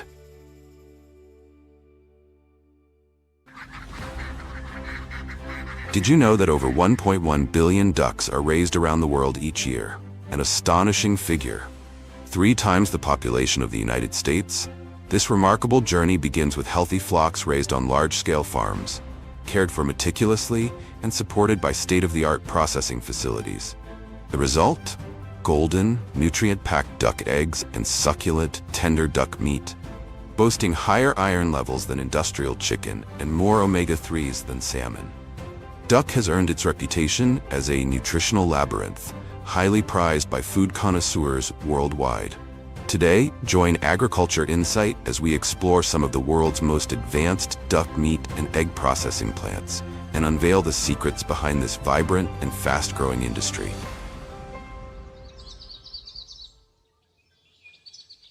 Although China is hailed as the duck capital of the world, home to 97% of the global duck population, the United States has earned the title of the modern duck factory of the world. With renowned farms like Hudson Valley Foie Gras and LaBelle Farms, the U.S. has turned its massive domestic market into a solid launching pad, propelling itself to the forefront as a leading duck exporting empire. One fascinating and remarkable fact is that the male duck's reproductive organ is shaped like a tightly coiled spring, stretching up to 3 times the length of its body. With this unique weapon, male ducks can swiftly attract mates, displaying astonishing speed and adaptability to all environmental conditions. While duck meat dazzles on the dining table with its golden, crispy skin and irresistible aroma, in the wild, ducks are notorious as one of the smelliest boilers in the poultry world. Their waste contains up to 80% moisture, which easily releases ammonia odors, forcing farms to clean duck housing twice as often as for chickens. Yet duck manure is also hailed as black gold in agriculture, highly valued for enriching crops and revitalizing fish ponds. The journey of ducklings begins at breeding farms, where each egg is carefully selected to ensure the highest quality. After selection, the eggs are placed in special incubation trays and transferred into automated incubators. The temperature inside is maintained steadily at around 37.5 degrees Celsius, while lighting is adjusted to mimic the natural day-night cycle, creating a warm and ideal environment for the eggs to develop evenly and healthily. If the temperature is not properly maintained, either too high or too low compared to the standard, it can directly affect the development of the embryo, potentially causing damage or preventing the egg from hatching. After about 28 days, the ducklings begin to hatch, gently tapping the eggshell with their beaks before carefully emerging. Their tiny eyes peek open, and they take hesitant, wobbly steps, yet full of life. It is a magical moment that marks the beginning of a brand new journey. The ducklings instinctively gather together, exploring and getting familiar with their surroundings. Shortly after hatching, they are vaccinated to prevent diseases and protect their health from the very first days. Ducks are the poultry species with the highest susceptibility to avian influenza worldwide. As a result, The antibiotics and vaccines used are thoroughly researched to ensure high effectiveness in preventing serious diseases such as avian flu and enteritis. This helps minimize the risk of outbreaks and safeguards the health of the entire flock. Healthy and qualified ducklings are sorted and transferred to rearing farms. They are placed in transport crates and gently delivered to locations that offer the best care conditions.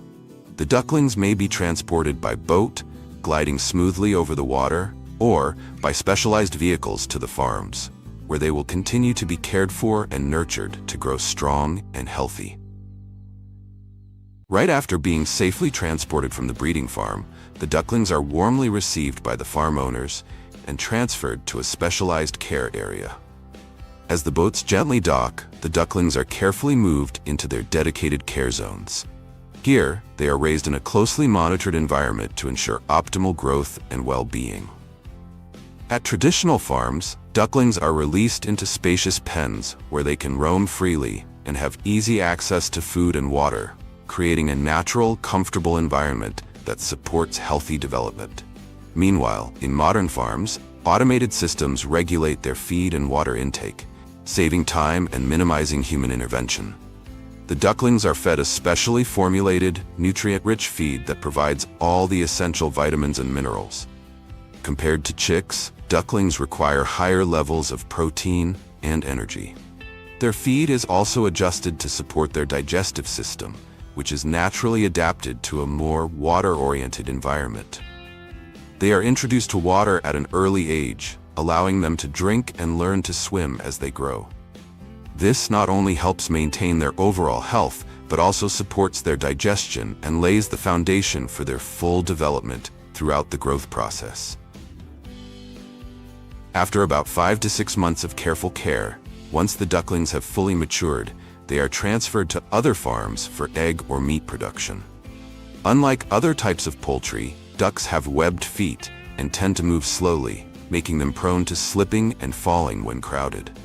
To address this, farmers typically use specialized mesh pens combined with sloped ramps that create a narrow pathway, like a duck elevator, allowing the ducks to gently walk up on their own. This method ensures their safety and helps reduce stress throughout the journey.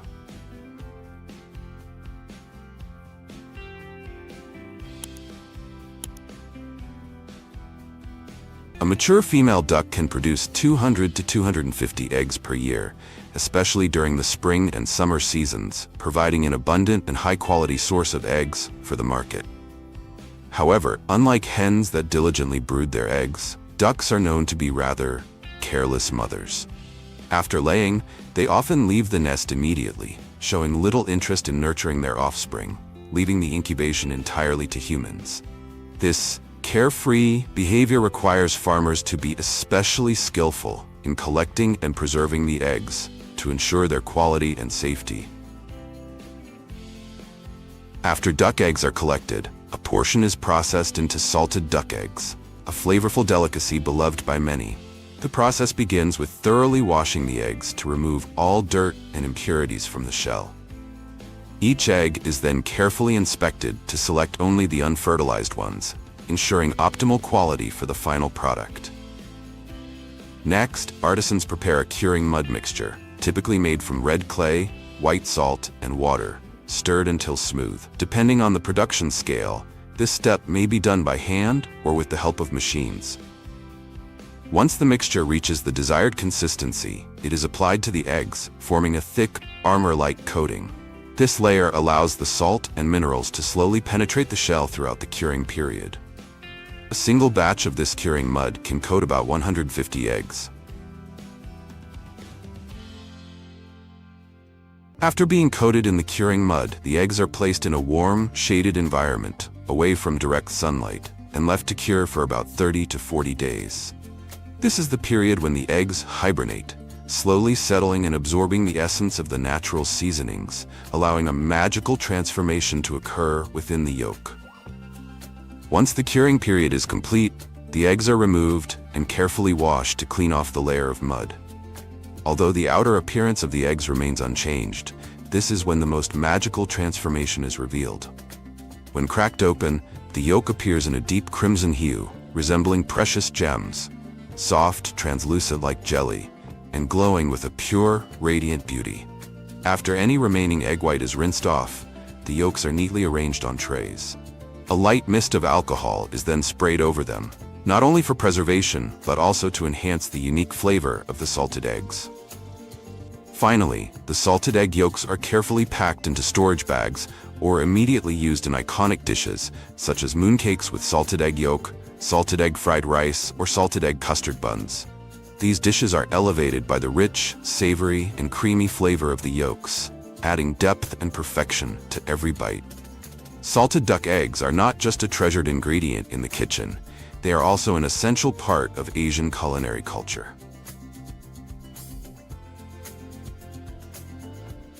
For meat ducks, the process begins when the ducks are gathered from their enclosures and transported by specialized trucks to the processing plant. When the ducks arrive at the processing plant, they are immediately taken to specialized areas designated for the initial preparation stage. Skilled and well-trained workers carefully carry out all necessary steps to thoroughly prepare the ducks for the subsequent processing stages in an efficient and meticulous manner.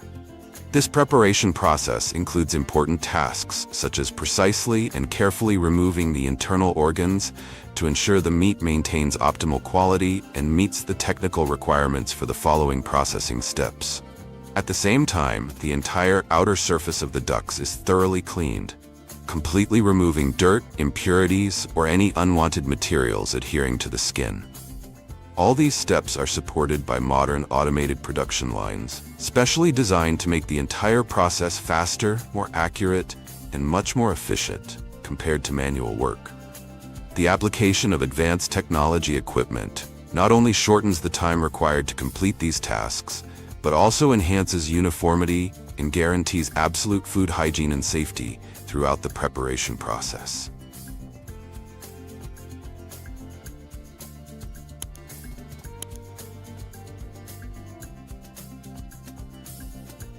After the processing stage is completed, the ducks are transferred to a specialized chilling system designed to preserve and maintain the optimal freshness of the meat. In this step, the ducks are thoroughly immersed in a cold water bath with strictly controlled temperatures, enabling rapid and efficient cooling of their bodies. This quick chilling process not only helps retain the quality of the meat, but also prevents bacterial growth, thereby avoiding spoilage or deterioration caused by residual heat from previous stages.